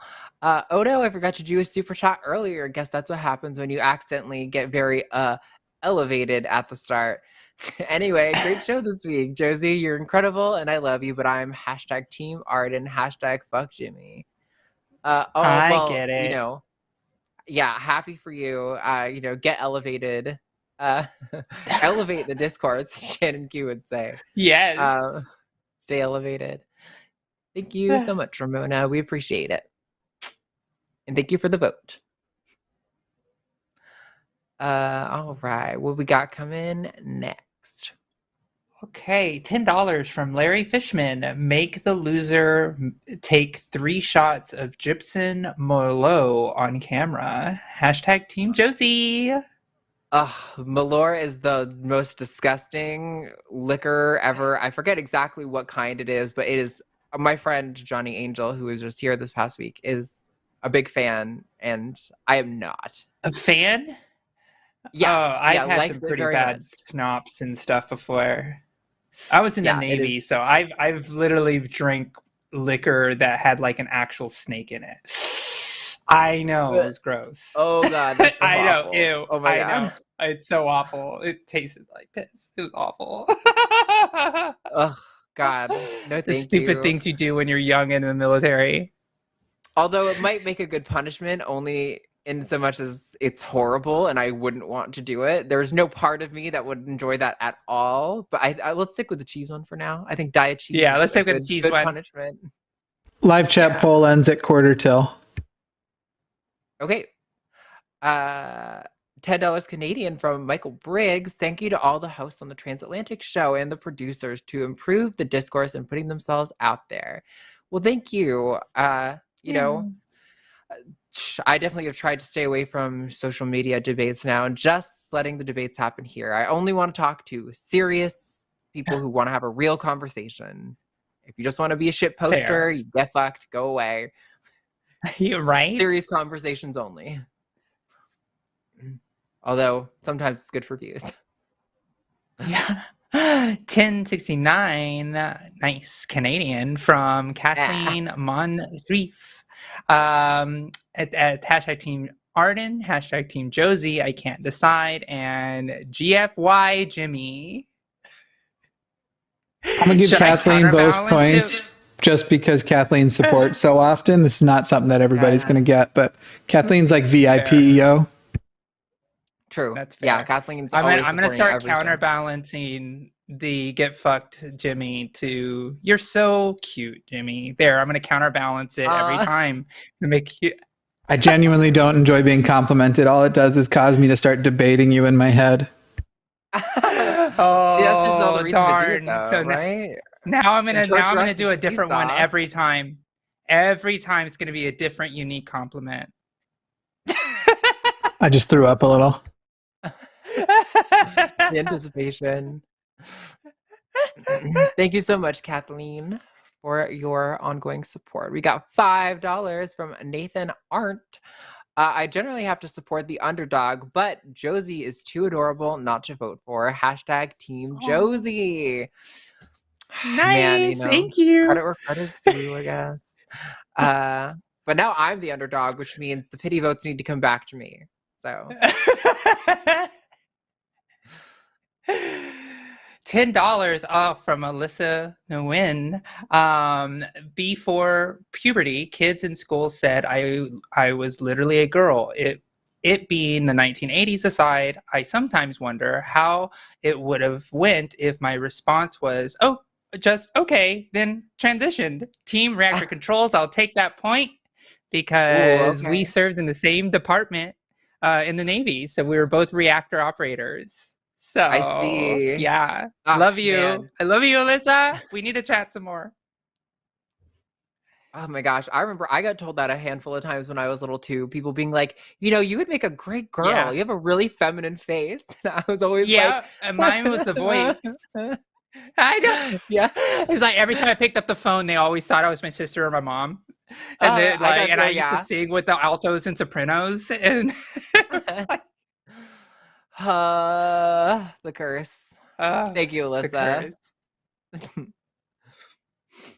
Growing up, knowing you're a girl and people cluing in on it somehow. I'm gonna test something. Exactly. Oh, it doesn't work. Never mind. Okay. What doesn't work? You don't work. Nothing. Just we ignore it. 9.99 from Brinpoo Casey. Vote for hashtag Team Arden, like voting for the least likely candidate. Excuse me? I win plenty of the time here. That is so rude. That was the most double-handed vote I've ever seen. And I work in politics. Backhanded compliment. It's so cute that you get out, and put yourself on the camera looking like that. Like, that's what I feel like this person just said to me. For the record, we only have 5 more chats. I don't even know if all of them have votes on them. But we are 14 points away from anyone losing and having to guzzle guzzle is the best word for it. Cheese. Just a mouthful of fucking liquid vegan cheese, mind you. Yeah, so it doesn't make it worse. Please make it happen. Act of cheese.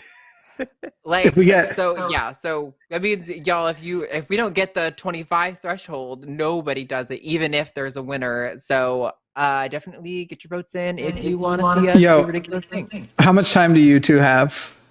If let's say a ton of votes came in, what's your all's time constraint? I mean, I don't have a time. I will say this is the last thing I'm going to do today. so whatever. Okay. So let me go the fuck home. We can stop doing things.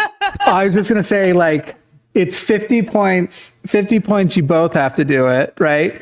And now I'm willing to throw in 75 points total, and I'll do it too. Well, then you guys better get to work. We would be here all night, okay? Like last week we can do them quick.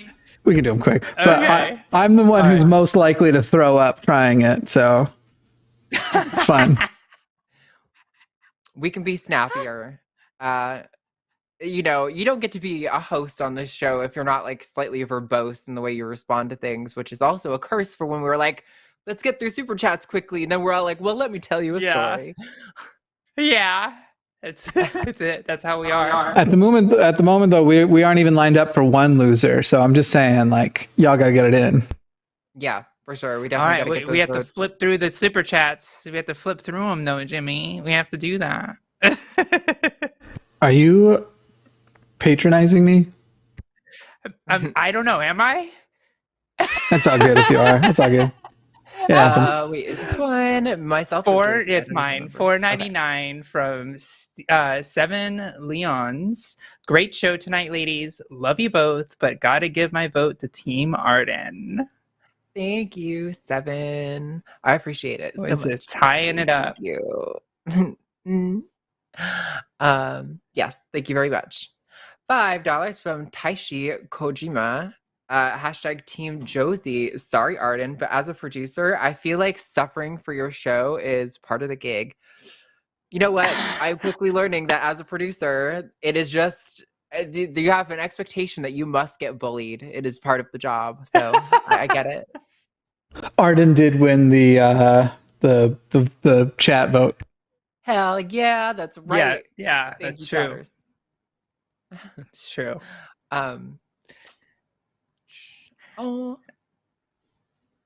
Yes, $5 from I Got Cookies. Arden is no longer vegan, sad. Therefore, Team Josie, heck yeah, I'll take it. 7 years long vegan, all right? At least I got me this point. It was all worth it. I mean, I'm still eating like a very little meat and little animal product compared to most people, but no, for me, I actually was getting chronic, I forget, they're called like angular cheilitis or something like that, which is due to a deficiency in B12. And I had already suspected I had a deficiency of B12 because my mom does, and the symptoms that she was having, I was having. Did you take a B12 pill? No, actually, and part of the reason I didn't is That's because the problem. Taking vitamin supplements is actually not super effective. They tend to get filtered out by Except for B12. Except for B12. B12 is the only vitamin. Yeah, absolutely. Yeah. Okay. B12 is like the only vitamin that we can take from the outside because that's the only way we get it. Let's just not, make the show about veganism right now. I'm just letting you know. I love you to pieces, but let's just not. Yeah, no, I get it. B12 is the only effective vitamin that exists. It's just an awkward place to be where it's like, I don't know, Arden. Let's evaluate your diet and whether it's okay. My facts don't care, okay? It's not just B12 though. B12 is a big part of it, but it's also iron and B7 that I'm struggling with, and so she ate a hamburger and wasn't cold anymore. That was a joke. What happened? That's what spinach is. All right. Anyways, let's move on. It was a joke. It's okay. I used to be a vegan activist, not anymore. I just do it for myself. All right. $10 from Madison. Josie was the very first time I caught the live show, and she's here again today. So it has to be Team Josie. But thank you both for the insight for putting on this show to everyone. Oh, thank you, Madison. That's really sweet. I love that there's lore now and that I'm here. It's true. Yes. Then the audience loves you, and we love you. So it's good. Yeah. I did go to Pluckers, but I actually had a vegan meal at Pluckers today. So, nice. As I'm saying, I still eat mostly vegan products. I just don't completely restrict. We'll chat later. You don't need to satisfy vegans. Way more important things to waste your energy on. I'm plenty happy with my dietary choices, but I'm happy to discuss it. Not on the show. The logic's too hard for you, Jimmy. I get it. Oh, if you want to debate it, we can debate it. But this is a show about trans issues. We're gonna do that right now. No, I'll go on and debate you on another show sometime. You know what? Actually, you should do. Maybe you should go debate Cosmic Skeptic, who was like the biggest vegan rep voice in the community until recently, when he had to stop being vegan. Once you fix him, then do me. Okay, fair. Sounds good. Tight. For very similar reasons to me, actually. But completely unrelated. Interesting. Anyway, thank you so much, Madison. We've got 569. Nice. From Panda. I love you guys. # Team Arden. Thank you. Yay. Trans veganism. God, the chat is getting into the vegan discussion. This is not going to become the trans vegan call-in show. We only have 2 more votes, and so that would take us to a total of 19, right? We're still 6 points away. Ooh, y'all, I want to see this cheese guzzling. We need at least 6 more votes. I'd love to see both of them guzzle cheese. So 50 points to guzzle cheese. How are you making? Why does it sound dirty now? Cheese guzzling? I don't know. It does sound a little dirty. Guzzle. We're close though. This is a tight race. Do you want me to put a voice on? Would that help? Hey girl, guzzle my cheese. No, never mind. I think I just created a hostile work environment. I'm very sorry. HR. All right, $4.99. $4.99 for Ramona. Sorry about the cheese, Josie. Team Arden. Ouch. Yes. Ouch. Thank you, that Ramona. hurts. That hurts. Y'all better be getting these in quick. So I'm about to put the last one we have up. And we're we'd only be 6 away. We just need 6 more to at least make one of these two guzzle that cheese. Guzzle that cheese. You really do have to word it. Okay. That's all right. We got $4.99 from Clayton Smith. This show is great. Hashtag Team Arden. Go sublate yourself, Jimmy. The sublate guy called again yesterday or whatever the last show I was on and said he thinks that the reason I don't want to debate his stupid premise, philosophical, self-fart smelling bullshit is because I'm a slow boy. That was his exact words. You're a very smart person, Jimmy. I mean, I ain't worried about being smarter than Clark. That dude sniffs his own goddamn farts for nummies. What is that dude guzzles his own cheese? What is slow boy? I'm confused. Oh, just a new ableist slur because he can't call me the R word. Right. When you want to say the R word, but you can't say the R word. Okay, got it. Yeah. And by the way, it wasn't even that advanced level of philosophy stuff he was doing. It's just the sort of thing where it's like, would I rather take this self-aggrandizing fart of a question for the rest of the show or get like 40 other callers in the same amount of time? It's stupid bullshit. Yeah. Also, it was, I'm here to make a claim. I'm here to defend my argument. Okay, make your argument. Do you believe ethical statements are propositional? Weird. I thought statements ended with periods, but I'm the slow boy. Crazy. Wild. Oh my God. If in the chat you want to say Jimmy is a slow boy and you don't put an I at the end of boy, I'm calling you an ableist. Ooh, I see it. I see it in chat right now. $9.99 from Nickel US. Knowing about trans people when I was younger would have saved me from decades of anorexia. Hashtag Team Josie. Well, I hope that everything is good now, and I'm glad that you came out as trans.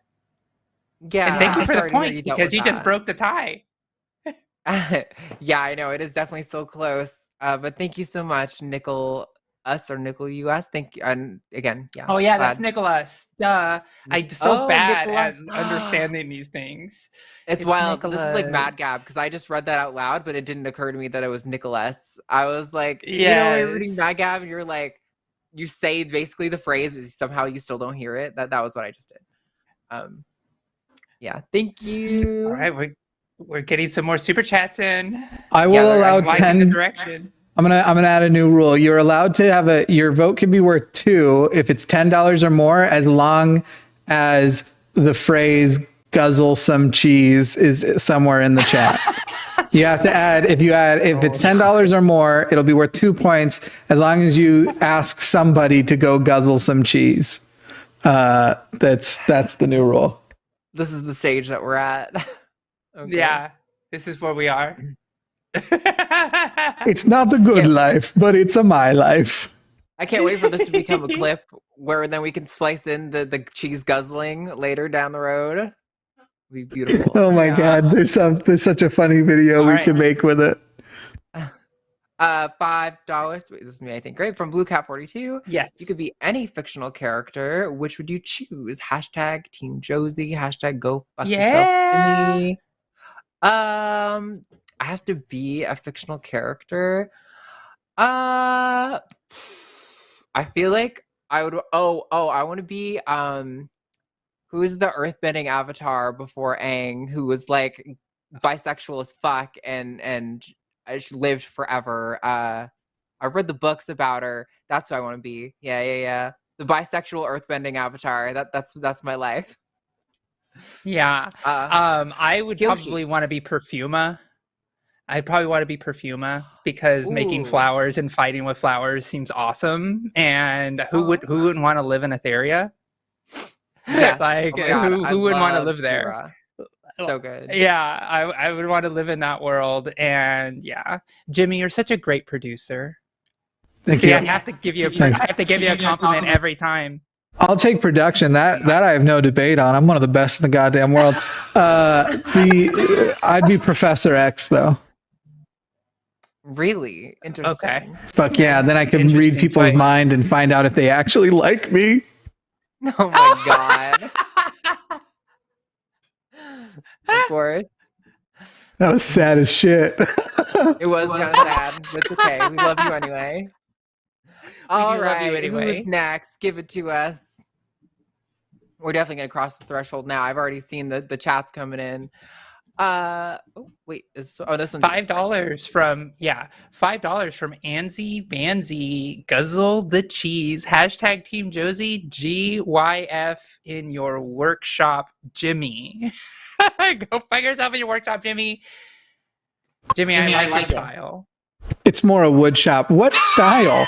What style do you like? What are you talking about? You see, I'm just gonna compliment you. You don't have the Professor X so you don't know what is true or not.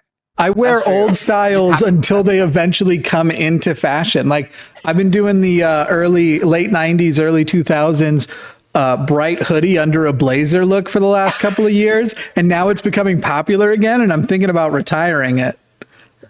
Of course you are. There you go. Hipster. There you go.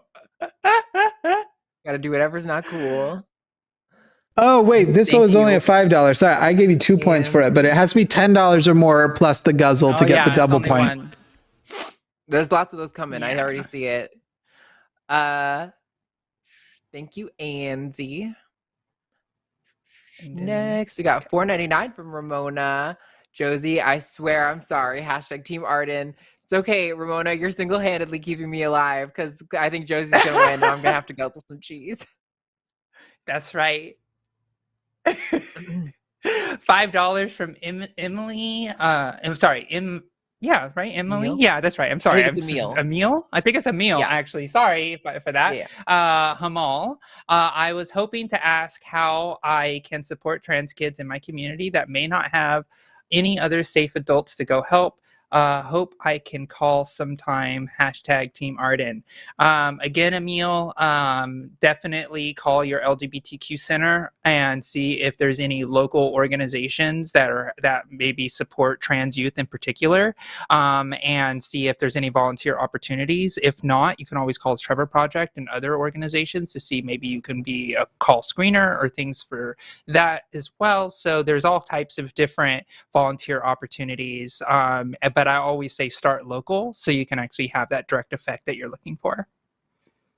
Yeah, you definitely also want to be careful, especially with some of the laws passing. I think you could be putting yourself in a difficult situation, so be aware of what the laws are where you are and be smart about how you go about this, because definitely you don't want to get yourself in a bad situation. Always use organizations if you can. What are you doing, Jimmy?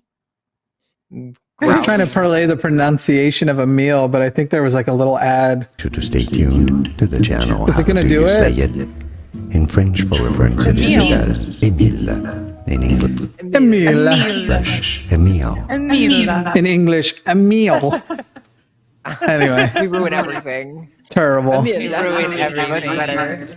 There was a funny channel back in the day that would do the pronunciations, but it would like get the words wrong, and it looked exactly like a real pronunciation guide. So My favorite one was clitoris, and it was like a kilt tortanorus. A kilt tortanorus, and it like breaks it down, and it is mean because there's somebody out there saying like, please rub my kilt tortanorus, but whatever, it happens. Terrible. Internet was a mistake. Thanks, Emil. True. $9.99 from Ramona. Josie, I'm so sorry. Guzzle some cheese. Hashtag Team Arden. Hashtag Elevation. Nice. Thanks, Ramona. Get those 2 points. Showing that capitalism power. Thrive on it. 1069 Canadian from Kathleen Moncrief. Team Arden. Hey, Jimmy, go guzzle cheese. Oh my gosh. I knew the cheese guzzling would be directed at me. So we've officially crossed the threshold, which means cheese guzzling will occur. Now it's just a matter of who. Yep. Yep. I was. Oh no! This always happens to me. I always get blown out at the end. The stands, they were asleep, but they woke up. Yeah. All right, you go ahead. $10 from Nate E. I have a hard time supporting the purchase of vegan cheese. Ick, but the idea of someone having to guzzle cheese is too funny to miss out on. Hashtag Team Arden. I don't know why you would have a hard time supporting the purchase of vegan cheese. I can see if you don't like it yourself, but I mean, don't get me wrong. I think vegan, for someone who was pretty much entirely vegan for like the last 2 years, I think vegan cheese is ass most of the time. I was a cheese You haven't addict. had good cheese. You haven't had dairy in 7 years. You don't know what good cheese is. You know, it only takes you like a month to forget what foods actually taste like, and then you start doing the things where it's like, this is exactly like chicken. That's the best argument you've ever given for people going vegan. Everybody go vegan for 1 month, you'll never miss it again. I'm not saying we'll miss it, but you start saying silly things like, this sponge that was boiled in broth is exactly like chicken. What? I never said exactly like chicken. It just That's just an example. Don't let comparison be the thief of joy. I've let so many things steal my joy. Why not this? Ooh. $20. I don't know what R is. I apologize. I think Ruples. From Ruples? Okay. Tutulio, sorry if I pronounced that really bad. I'm always bad with names. Hashtag Team Josie for being vegan. Thank you. See, this is a good thing. Vegans are showing up. They always do. Yeah, they do. But they forgot to tell you to guzzle cheese so that you get the double points, probably because their vegan diet's not supporting their memory and their brain. Oh my God. Wow. Really I see how you're paying fight. me back for all those really nice compliments I gave to Jimmy. I feel them now. I'm just worried about you, you know? This is love. 1069 from Kathleen Moncrief. Is that good, Jimmy? Moncrief? Is if I really accentuate Moncrief! sound? I think the R sounds more like an L when I looked up how to say it. It's like, it almost sounds like Moncrief. Moncrief. Yeah, I mean, I grew up near Canada. I remember most of the people in my neighborhoods growing up had names like this. Everyone is French except my family. Ooh la la. I just like saying that. And also, hashtag Team Josie. I just want everyone to guzzle cheese. That's 2 points. Also, diet cheesecake is decent, even though diet guzzling cheese is sketchy. Yeah, I expect the guzzling cheese is not going to be pleasant, but I haven't had the cheesecake. I bet you I would enjoy that. But that was 2 points for me, though. Yep. Yeah, I give them to you. We're only 19 points away, a combined 19 points away from both of them having to do it. And I think we've got about 4 votes worth. So 15. We could make them both do it. I'm just saying, if you got them in now, we could do it. All right, hit us with it. Next super chat. $10 from Nate E. Bah, I was so happy to type guzzle cheese and I forgot to tell Jimmy to get the go fuck yourself. Hashtag Team Arden. Staying alive. I'm fine if go guzzle cheese becomes the new go fuck yourself on this channel. That'd be fine by me. Right? I don't want to get too many more points because I would like to have the upper hand where Josie has to guzzle the cheese, but I don't. And now we're getting to the point where we're both going to have to guzzle cheese. It's getting so there. really, getting 50 votes is team fuck the host. If we get 100 points, it'll be a whole jar that they pour in their mouth like Cookie Monster, where they don't really swallow, they just go. That would be funny. I made that up. That's not really going to happen. It's not going to happen. But it would be funny. All right. Thanks, Nate E. Now we've got $10 from Larry Fishman. Land up here in Minnesota is reasonably priced. Global warming has defanged the winters. There are more lakes than you can. Hashtag guzzle that cheese at. Hashtag Team Josie. That was funny. I like the yeah. That was good. Well, I don't like that the winters are being defanged because I don't think that's like a good thing. But yeah, it only snowed twice in DC. Yeah, I grew up in northern Vermont, and to be honest, I've had my fill of winters. So I Texas summers are unbearable, but I would take unbearable heat to unbearable winters anytime. Not me. Not you? I already miss. I would trade Denver summers and have I would have rather you two come move to Denver than me move here. But I do like it down here. The summer's awful. I love Austin. I really do. And I will hate it if I have to move because of Texas shitty laws. But we considered going to Colorado. It's just really fucking expensive there. Like ridiculously expensive in Colorado. So if I move again, I'm probably moving to Provo or Salt Lake City and building an ex-Mormon version of everything we're doing. Yeah, that's good. All right, next chat. All right, $10. Said rubles, right? Okay. From maybe it's rupees because rubles would mean Russia, right? And I can't imagine Russia's allowed to do stuff with us. So it's got to be rupees. Yeah, Titulio, my B12 is actually 860 of the max 940 for a normal person. I have photographic memory. I didn't guzzle the cheese because my currency isn't worth $10. Oh my god. All right. There's the explanation. And with a lot of integrity. It may be Brazilian. Integrity. It looks like it might be Brazilian Reyes. Yes. Oh, so it's the Trujillo. Okay, got it. All right. Wait, did you just like bring on the accent that shows you know what you're saying, but then pronounce it Rias? Portuguese, though. Did you? No, wait. You no, did. I didn't pronounce it Rias. You did. No, You definitely made an E sound with that E. That was. I can't believe it either. I'm bad. I'm the worst. It's Portuguese, so it's not really Spanish, so it's not my native language, and that's what I'm gonna stick to. I gotta stay out of this one. I don't know Portuguese at all. Yeah. I know pão de queijo because it's like my favorite thing from Brazilian restaurants. What? I missed that. I didn't hear what if you go to like a Brazilian restaurant, especially those ones where they walk around with the swords and the meats, one of the things you can get as an appetizer is called pão de queijo, and it's basically cheese bread, but it's not what you're thinking. It's just phenomenal, and I would guzzle that cheese all night long. So cheese and bread are the two things that are probably my biggest addiction in combination, and the biggest difficulty for me in veganism was I just want cheese and bread at the same time.